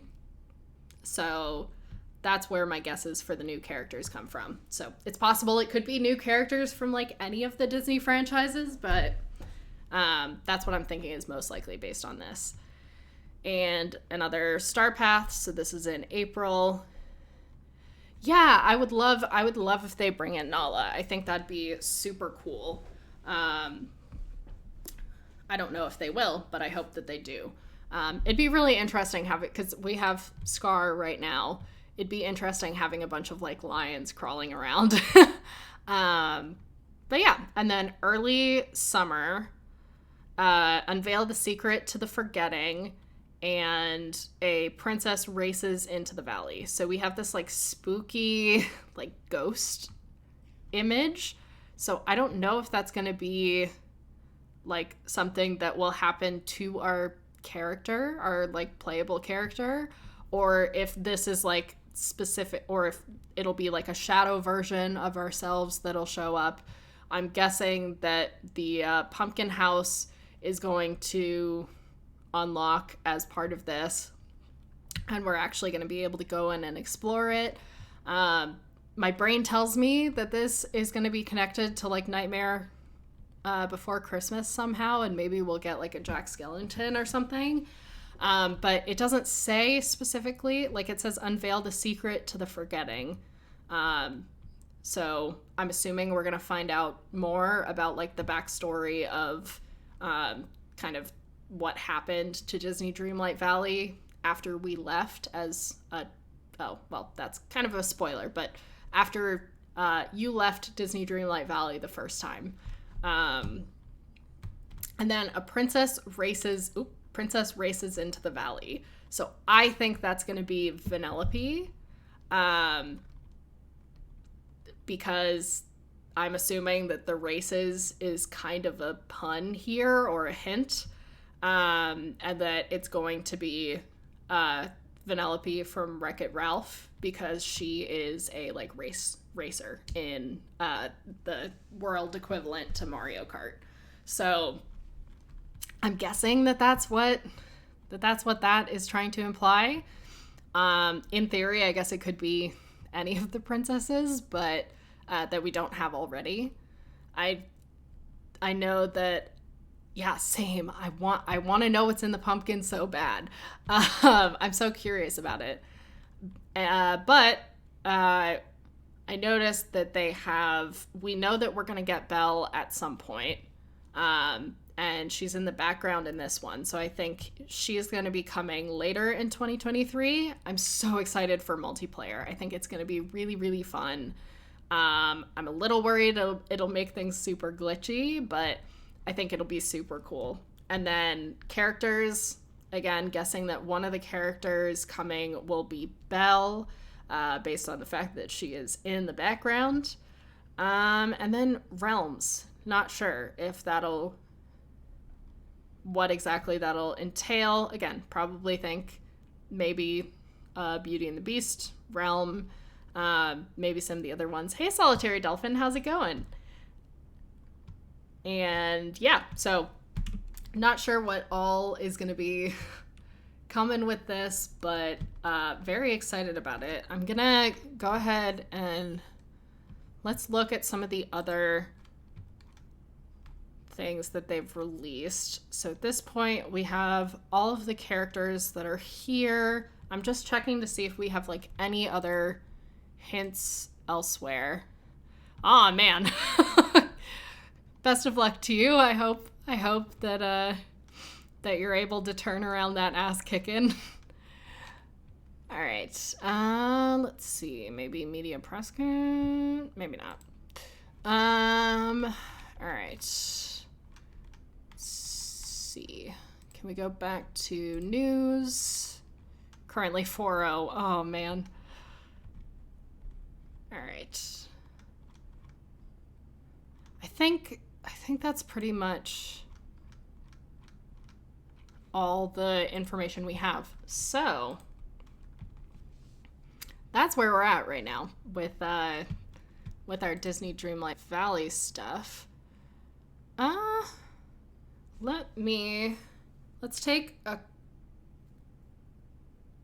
quick no, I'll hang out in chat for a little bit. I think we'll probably start tying out stream. I want to play more. I want to do maybe something else, but we are at 2 hours now and I am still recovering from being sick. So we're going to probably start like shutting off stream. Sorry, Solitary Dolphin. I know you just came in. But yeah, so I do want to be conscious because I need to make sure that I'm continuing to rest and not pushing myself too far. Oh yeah, I got COVID back in December and I was sick for a full month with it. So, with the aftermath of it, I'm not sure. I have like a suspected autoimmune disease, so it's possible that COVID like triggered a flare-up of that. Super fun. Yeah, super great. But thankfully I'm finally starting to recover a bit. So I'm hoping to get back to streaming more on our usual schedule, which for those who don't know, we usually try to stream on Tuesday, Thursday, and one of the weekend days, so either Saturday or Sunday. I do try to update on my streaming profile. I have a calendar hookup that matches up to my Google Calendar where I try to update so that you guys know when streams are coming. I do want to try to be more regular once I'm feeling better enough with streaming. But yeah, sometimes I'll stream on other days as well, but trying to at least be here Tuesday, Thursday, and then Saturday or Sunday. It depends. So since I'm freelancing, I can kind of stream at other times as well. Usually on the weekends, I would say it leans either to mornings or to like afternoons. And then usually during the week, I try to do the Tuesday stream is usually earlier in the day, so it's usually morning. And then the Thursday stream, I usually try to do evening. So afternoon or evening sometimes, depending on what my schedule looks like for the day. But it can kind of go all over the place. Again, I'm still trying to figure out what's the best schedule for me for doing it. But I do want to be more regular with it. I think that's important to letting you guys know when you can show up and expect to see me here. So also open to suggestions if like there are times that work really well for a lot of you. Again, my schedule is super flexible. I'm freelancing, so I can kind of shift around my own stuff. So let me know if there are any times that you guys are usually available. But yeah, awesome. Thank you, Mary. I appreciate it. Also, let me know if you want me to call you Mary or something else. I forgot to ask, but yeah, no, I'm super excited. I've been missing streaming so much over the last month, but like COVID killed my throat. Like I was losing my voice after trying to talk for 2 seconds. I was like a full octave lower than I'm speaking right now. But like I really love streaming and being able to talk with you guys and being able to like play games and just like chat about life and other random stuff. So like I definitely really missed being able to stream, and I'm hoping that I'm gonna continue being on the mend and we'll be able to do this more again. But again, friends, definitely awesome. Cool. Ooh, wait, do you mind if I ask what you're in grad school for? I'm very curious, but yeah, so definitely like I am so excited to be back. Hopefully I'm able to start getting back onto our usual schedule again. COVID sucks. I would suggest doing everything you can to not get it. I'm probably more at risk than most, but like I'm quadruple vaxxed. Like I have the 2 base vaccinations. I got Moderna, and then I got the 2 boosters as well, and it still hit me hard enough that it took me out for a whole month. So yeah, super fun. I have been like fully on bed rest basically for the last month, and like I was short of breath to the point of like barely being able to breathe from just walking from my bed to the bathroom and back. So super not fun. Would not recommend. Oh, that's awesome. Well, good luck. I as a former grad student, I know that grad school can be really tough and can majorly suck, but I hope that you're doing work that you're passionate about and that things go as smoothly as is possible for things to go in grad school. But oh, same here. Like I had to miss one of my best friend's weddings. She had her wedding scheduled for right before New Year's Eve, and my husband and I got COVID like the day after Christmas, basically. Like we started feeling sick. And so I was supposed to be one of 2 maids of honor in her wedding, and I was so sick.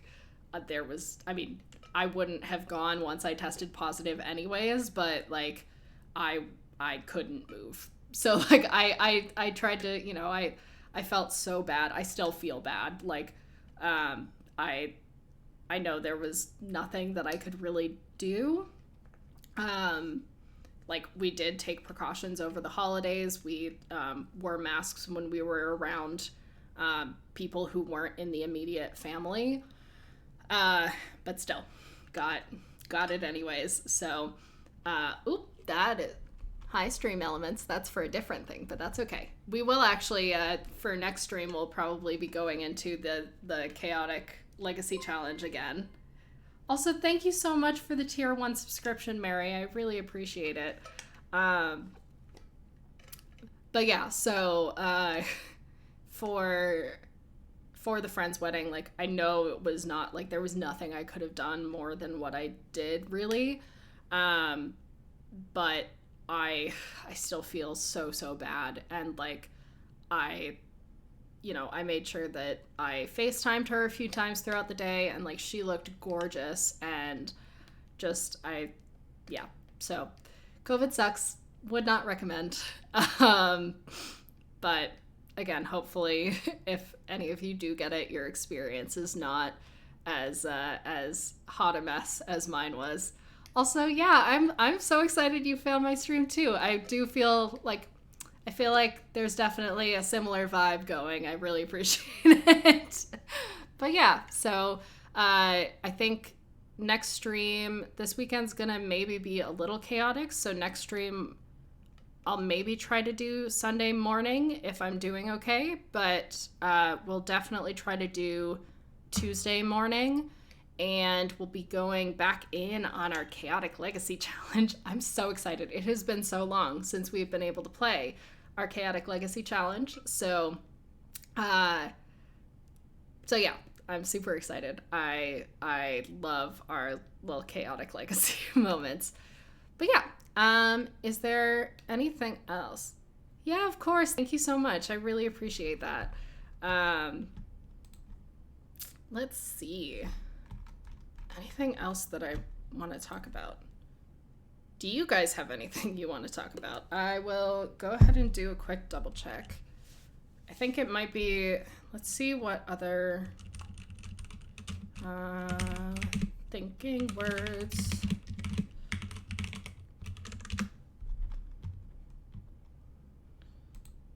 This is probably a good thing to double check. All right, so I am looking at a list right now of some of the games that are coming out later this year. So let me know if there are any games that you guys are really excited about for later this year. I know one of the ones that's like at the top of my list. Also, wow, my face is so pale right now. With the, because the web page I just pulled up is like white all through, and it just really blanches out my face really nicely. Oh yeah. Okay, so I have such mixed feelings about Hogwarts Legacy. Let me know what you guys feel about it, because I'm very curious. So, I have mixed feelings, mostly negative, about J.K. Rowling and like a lot of the stuff that's come out about her being a TERF and stuff like that. Not really wanting to support her financially based on that. So that is one of the things that makes it difficult. Like, I look at the game and I love the idea so much, and I'm just like, I would love to go full blown, like, I'm gonna be a wizard. We're gonna do basically like Hogwarts role playing. Cannot wait. But again, not super sure I want to support J.K. Rowling financially at this point in time. Yeah, no, exactly. Like, Harry Potter was such a big thing for like millennials during their childhood, and it's really hard to like separate that out. Like, it's the whole thing of like, do you separate out the work from, or the art from the artist kind of thing? Like, how much is what made Harry Potter, like kind of its own thing separate from J.K. Rowling versus like integrally connected to her.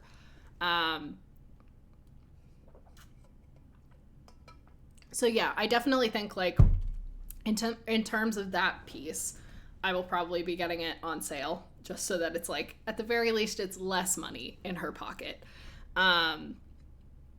But also I've heard rumors, and these are just rumors, so like I'm this is totally hearsay, like nothing that I can confirm for sure.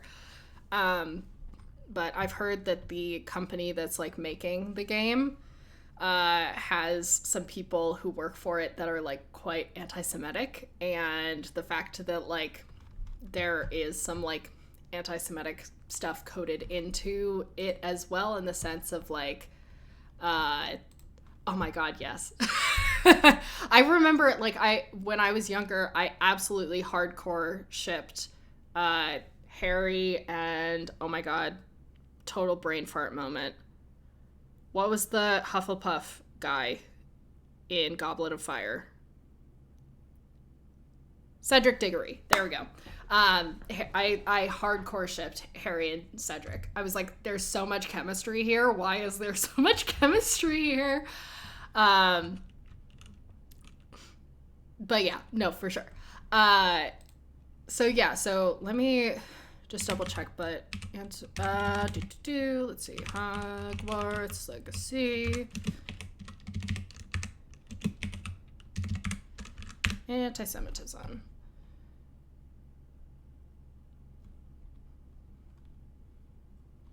All right.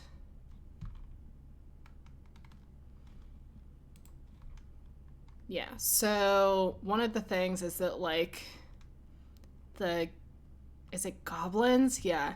So I think the goblins, which are apparently, like, one of the main antagonists in the game, from what I've heard. Oh, heck yeah. Oh my god, I still need to read that. But yes, I love Rainbow Roll. I've read a lot of their books, and I definitely have been wanting to read Carry On. I read Fangirl, which I think in that they talk about the writing of, like, I'm trying to remember, is the main character in Fangirl, is she writing that fanfic, basically? Anyways, but yeah, definitely want to go and read that. But yeah, like, it's basically a fanfic, more or less. Like, they change a lot of the character names and some of the like, I think the Draco character is like a vampire in that or something. Correct me if I'm wrong, but that's on my list. I need to read that. But yeah, so one of the things that a lot of people, yes, cool, okay. Yeah, so one of the main things that people have been pointing out is that, like, the goblins are going to be one of the main antagonists of the game, and, like, the way that J.K. Rowling wrote goblins, and in general, like, goblins in culture, are often sort of, like, coded in a way that makes it clearly, like, intended to be an anti-Semite's representation of a Jewish person, essentially, which do not love that. And that, like, a lot of the people let's see. Oh shit, wait, seriously? According to a Forbes report, the Harry Potter films appeared to draw directly from Nazi propaganda and Judaic religious symbols to depict the goblins in the movies. Okay. Super duper not fun. All right. So yeah, so there's, like, a lot of undercurrent there, but then also, where's the other piece of, like, I heard some stuff about, like, some of the developers or something being known anti-Semites. And so, like, that's another reason that I'm, like, you know, to some extent, there is, like, every decision that we make in the way that our current world is set up is going to have, like, negative impacts on something, you know?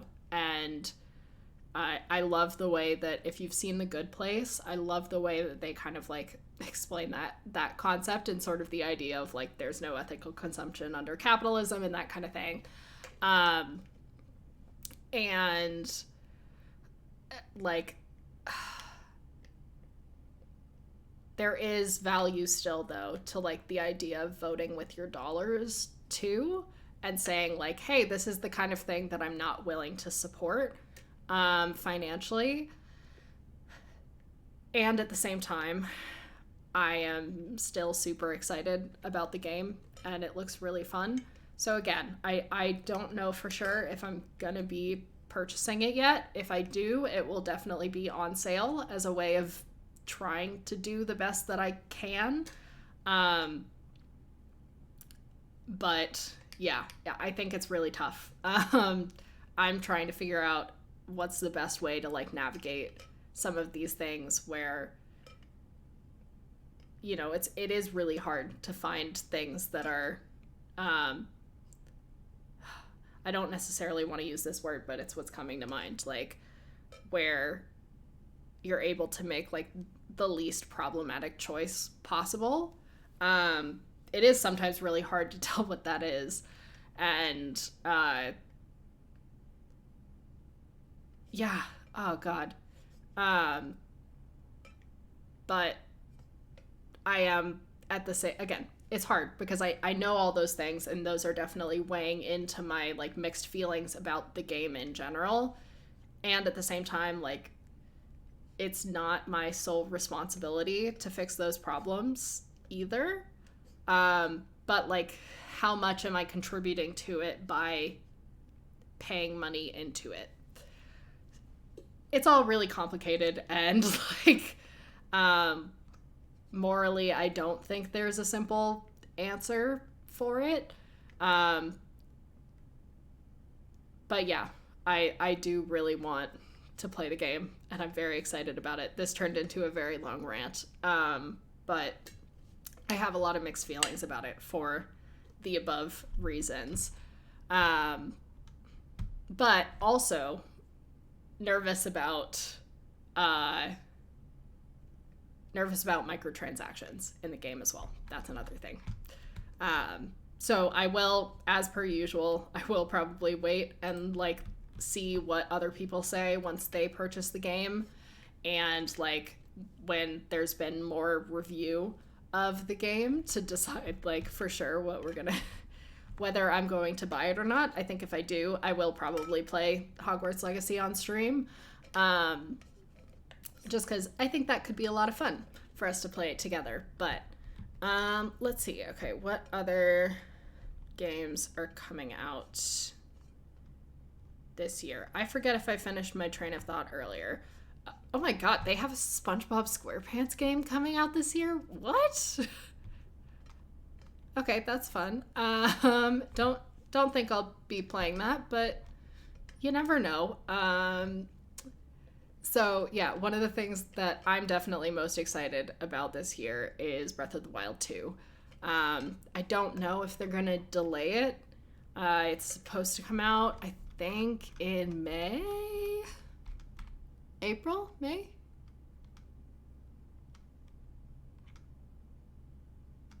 Yeah, May. May 12th is the current anticipated release day for Legend of Zelda Tears of the Kingdom. And I'm super excited about that. I'm hoping, I'm hoping there aren't too many delays on it. There might be. Yeah. Oh my god. I played the first Breath of the Wild, and it's like one of my favorite games of all time, easily.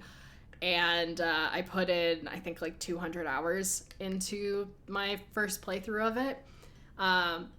So yeah, definitely super excited. It will devour my life, I think, when Breath of the Wild 2 comes out. Let's see. Yep, and then we have Hogwarts Legacy in February. Oh, shoot. I forgot it was coming out so soon. Okay, so the first round of releasing Hogwarts Legacy is, so it'll be coming out first on PlayStation 5, Xbox Series X/S, and PC, February 10th. I will probably get it on PS5, I think. We'll see. But again, went on a huge rant on that. We'll leave that at that for now.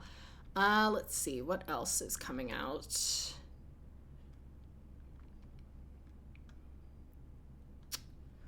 Ooh, Kirby's Return to Dreamland. That was one of my favorite games when I was younger. Let's see. Let me just make sure that's the right title that I'm thinking of, but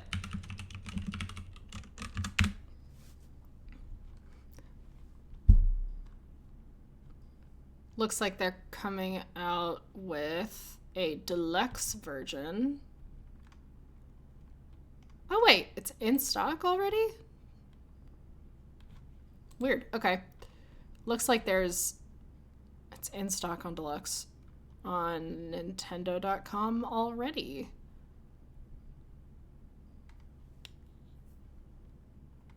But yeah, I think I played it on, maybe not. Okay.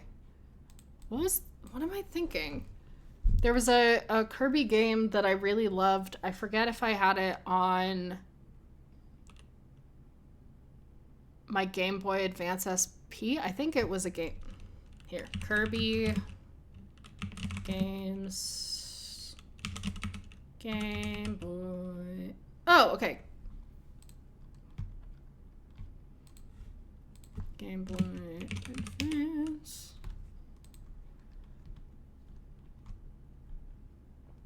Oh, was it Nightmare in Dreamland? Is that what I'm thinking of? Maybe that's what I'm thinking of. Okay, yeah. Well, anyways. Was there one? What was the Kirby game for Nintendo DS?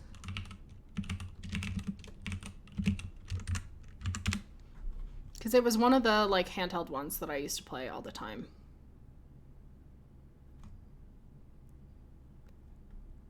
I feel like I maybe shouldn't ask this question because I tend to get addicted to mobile games, but what mobile games do you enjoy? I usually get really sucked in and addicted to mobile games. So, again, maybe a very bad decision for me to ask. Okay, I could have sworn it was like something in Dream. So maybe it is the Nightmare in Dreamland one that I'm thinking of. So, ignore what I said about the Return to Dreamland Deluxe being my former favorite game when I was a kid, or one of my favorites when I was a kid. But yeah, also if you have any good two-player game recommendations, my husband and I could definitely use some. We played, ooh, yep. Yeah, I love a good mobile cooking game. But yeah, so we played It Takes Two, which was amazing. Yes, okay. That's like, I feel like right now at least, that's kind of like the go-to like two-player game. Ooh, Portal 2. Okay, Portal 2 I've actually never played. I've really been wanting to play it though. It's been on my list for ages. So cool. That's a good, I'll definitely suggest. I know he's played the Portal games before and really liked them, so I think that'll be potentially a winner. There's the elephant scene in It Takes Two scarred me. Like I was actually crying, and my husband and I were just like, do we have to keep going? Can we please stop? It was, we had to stop for a little while. We took like a couple weeks break after that because we were both just like, oh my god, that was so messed up. Great game, fantastic game. That one section, traumatizing.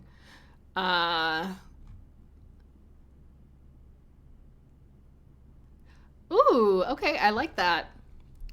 That's pretty cool. We did, my husband and I, back before we were married, like when we lived in our last place, we played through Firewatch, I think, together, and we like kind of alternated back and forth. That was a good one because it was like there was a lot of story to it. So we could both sit and enjoy the story aspects and like alternate who was controlling stuff. So yeah, that was, yeah, yep. Yeah, that was a good one. That was also really sad though. And Undertale, nice. Have also not played that, so let's see. All right, we're at April when Hogwarts Legacy is getting released to PlayStation 4 and Xbox One. So it's getting a delayed release for some of the other, like, do they count as legacy consoles? Is that the right term?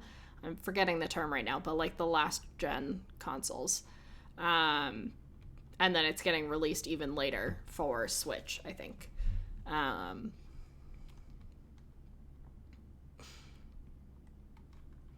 Ooh.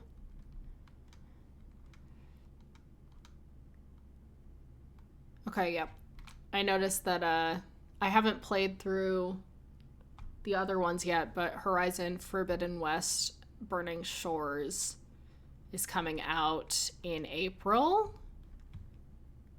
And maybe I might, because my husband has a bunch of the other Horizon games, so I may play through some of those on stream. That could be kind of cool. We have, Story of Seasons, A Wonderful Life is coming out in June. And I've seen a lot of people getting pretty hyped up for that, and that's a good, like, cozy game type thing. Oh, yeah, so you're going to get it on the Switch for Hogwarts Legacy, I'm assuming. Yeah, so Hogwarts Legacy comes to Switch in July. And, all right, to be announced dates. So looks like some of these at least will be after July. We have... There are a lot of, like, big name ones here, but I'm not seeing a lot that look like cozy games. Not that everything we play needs to be cozy games, but... Oh, yeah, the full rollout of the free Disney Dreamlight Valley. So I'm much more of like a cozy game leaning person. I tend to play like very relaxed games. I do occasionally do I like a lot of sandbox games, like simulation games. I play occasionally I'll venture more into like kind of adventure-y, like action adventure-y style games, so stuff like Legend of Zelda. I don't know whether you'd categorize this as action adventure, but like Dragon Age Inquisition, stuff like that. My husband plays like a lot of video games, and he definitely leans more toward like kind of, I guess, what you would traditionally think of with video games. I wouldn't say he's big on shooters, although he does play some of them occasionally. He's gotten back into like a Fortnite phase recently, but he, like, the one category that he doesn't really do a lot of is probably like cozy games. He doesn't like stuff that involves a lot of like grinding. And so that is something that I feel like to some extent is a staple of a lot of cozy games, is having at least some degree of like repetitiveness. So yeah, he definitely, like, some of his favorite games are Skyrim. He really liked the Elden Ring thing, which is like not my thing. He likes like Dark Souls and stuff, and Dark Souls like games. And I tried to play through one of the Dark Souls games in the past, and it was just absolutely not for me. Like, I when I'm playing video games, I'm just like, I want to be able to just like relax and chill and just like enjoy my time. So stuff that's like really stressful and requires you to like be very precise and get things exactly right to be able to continue on and have to like replay the same thing over and over again, like that's what makes me rage quit other games. So yeah, for sure. So he really likes like the challenge and like being pushed. Actually, wait, I've been meaning to share this. Let me see if I can look it up. I've been meaning to share this on stream at some point.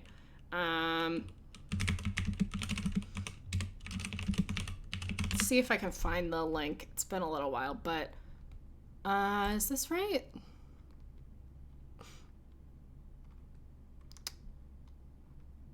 No. Okay, so what I'm trying to find and pull up is I found a really interesting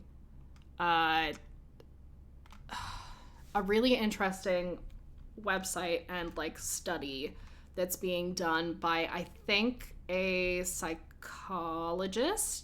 I could be wrong.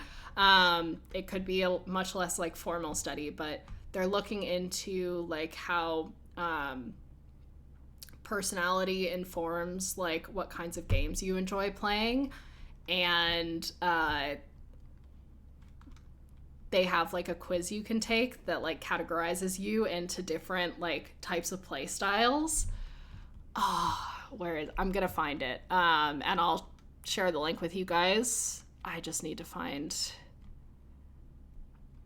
It's been so long since I looked at this, so it's gonna take me a bit. There's like I'm finding a lot of results that are showing the Bartle test of gamer psychology. That's a completely different thing, but I haven't taken it, so I'm not totally sure. But I definitely fall into like the achievement quadrant for that one. So like I like things that I can be very completionist-y about. But so he doesn't stream exactly. He has a weekly game night with one of our friends, and our friend streams those game nights. So in that sense, he kind of like almost like you can hear him talking during a stream over like the chat, but he doesn't stream himself. He is not as much of a like talker as I am, and so he's like he theoretically would have interest in it, but he's talked so much about like I have no idea what I would say, what I would talk about for like hours of streaming. Versus me, I can just talk and talk and talk and not shut up. So streaming works out great for me because I can find lots of things to talk about and just blabber on. But actually, wait, let me, just since we're in chat mode right now, I'm gonna shift our category to just chatting. Just cool. All right. So yeah, so what is, I know I sent it. All right, let's see, what can I search? I'm looking for, if anyone's taken this quiz, let me know, but I'm trying to find, there's like a quiz that I took a while back that sorts video game play styles. Types, I'm trying to think of things to Google for it. Types of video game players? Maybe?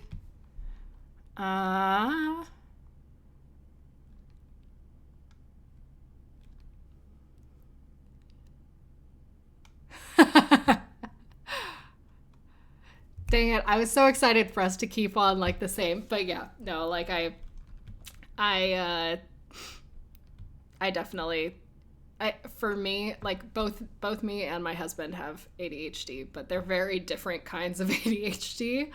Mine lends me more toward like my brain is constantly going and it just comes out very easily out of my mouth. Whereas his is more like physically hyperactive than mine is. So is this...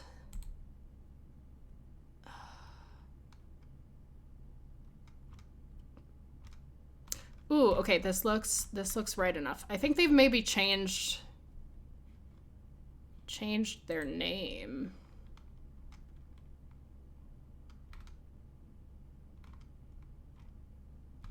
But yeah, okay, so I'll send a link to the thing. If you guys want to take this quiz, I'd be super curious to hear like what your gaming type is.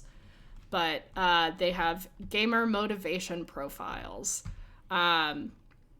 So I'm trying to remember what mine was, but basically it's like the different reasons that people play games and the kinds of games that satisfy those reasons, essentially. So let's see. And then they have, where is it? They're different like categories. I will actually share my screen. Cool. Yeah, no, definitely let me know. So they have the motivations. I'm trying to figure out what's the best way to, which of these specific things. All right, yeah, we'll do this. Which of these specific screens is the best one to show? So let's share this for now. So yeah, so they have like 9 separate gamer types. I'm trying to remember which one I am, but so they have like different categories of things that you're looking for in games usually. So that's, I think, oh, nope. Let's go forward one. Here we go. So they have like different things that you're wanting to achieve when you're gaming, basically. So some people are looking for a lot of like action, so that can break into like destruction, which is like obviously destroying stuff. So a lot of like shooting, explosive stuff like that, versus like excitement, where it's like fast paced, like action adventure type stuff. And then there's like the social component, which is between like competition versus like basically collaboration. So are you wanting to like beat other people and potentially put your own skills to the test against someone else versus like working together? Mastery is like the thing they have here is let me think. So you have like challenge, which means that you want something that like increases difficulty over time and like is actually a challenge to play, and you have to like develop your skills to be able to play it well. Or like strategy, where you're thinking ahead, etc. So like there are a bunch of these different components, and based on like which things are, yeah, no worries, super excited. Thanks for chatting and hanging out. But yeah, let me know what your thing was for next stream. So they like, based on how important each of these things are to you, based on your quiz, they'll like break you into different categories. And then they have like games that they think you would like based on this. So one of the questions they ask you is like, what are some of your, I think they ask you for like top 3 or top 5 or something, like favorite games. And like favorite, they split it into, I think, like mobile games versus traditional games. And so they have like all of these different categories. And let's see, let me try to remember what mine was.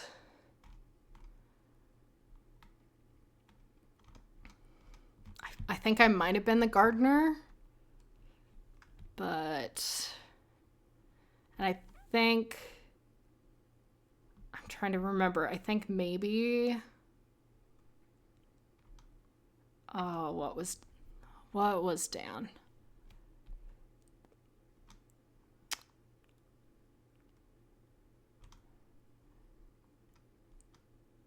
Yeah,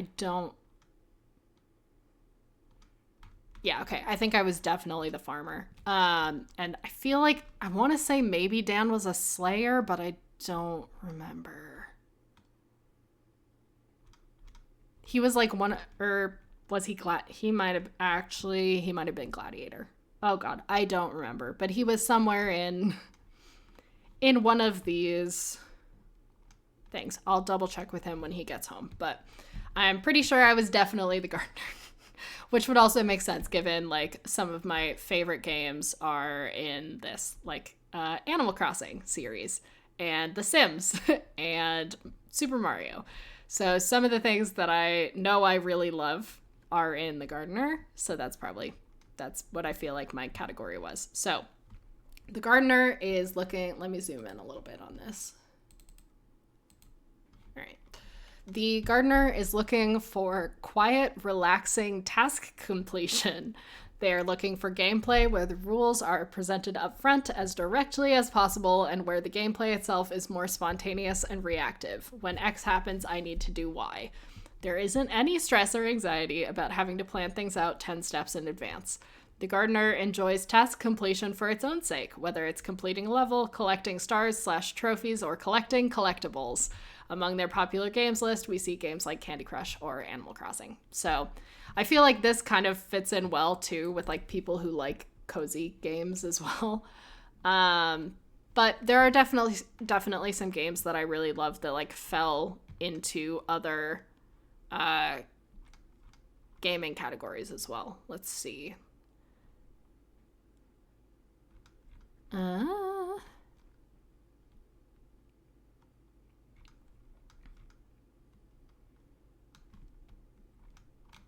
yeah, like definitely some of the Bard stuff. There's definitely some of the games that were like, they have popular games here, but they have others listed somewhere else, I forget. And definitely like some of mine fell into Architect. Some of them fell into, I think, like a Slayer. Some of them fell into Ninja. So like kind of all over the place. But I think it's a really interesting quiz to take if you're like curious, and it can be good for giving you some like suggestions for other games to play too if you're stuck on like what you want to play next. So cool. All right.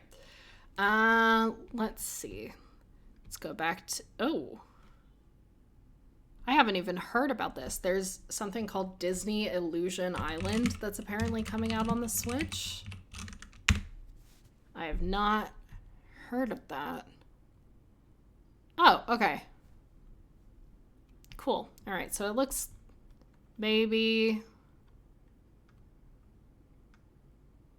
it's a co-op 2D platformer. Fun. Okay.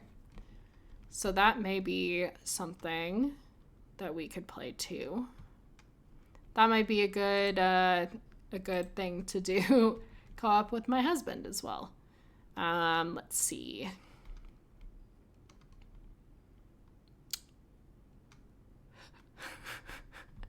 Ooh, Hello Neighbor sounds super cozy. I'm kidding. I know it's a horror game, I think. Let's see. Go through. All right, I think got some Marvel stuff. Ooh, Spider-Man 2. I'd be curious to see how that is.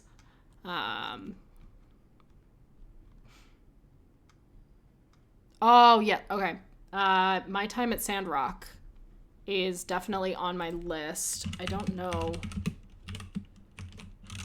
if people haven't played My Time at Portia. I would definitely recommend it. I had a lot of fun with it. And I've heard, so right now I think My Time at Sandrock is in early access, but is it? Okay. I think it's still in early access, but it may be released in full later this year. So definitely super excited about that. I'm trying to kind of wait for the full version to come out to play it on stream, but we'll see. I may get impatient and play it anyways. And then Pikmin 4. Oh yeah, Pikmin 4 is coming out on Switch. I got right around Christmas, I got Pikmin 3, I think, and played through like the entire thing very quickly. So definitely excited about the next Pikmin coming out. I think I've seen people playing and heard good things about Potion Craft, so I may end up playing that. Let's see. Rune Factory 3 Special will be coming out on the Switch. Slime Rancher 2 will be expanding potentially. So we already have some videos like playing through Slime Rancher 2, at least what is out so far in early access. So I'm excited for them to expand that a bit more. Or complete it, depending on their priority. All right, cool. All right. I'm definitely starting to lose my voice a little bit, so I think we're going to call it here. Again, I may... Oh, ow. Didn't realize I was gripping onto the wire there. So I may be able to stream on Sunday earlier in the day. Not 100% sure on that one, so that one's like a solid maybe. But I will try to hop on stream for our usual-ish time on Tuesday in the morning. So I will see you guys then. Thank you so much for hanging out, and I look forward to seeing you guys next time. Thanks. Bye.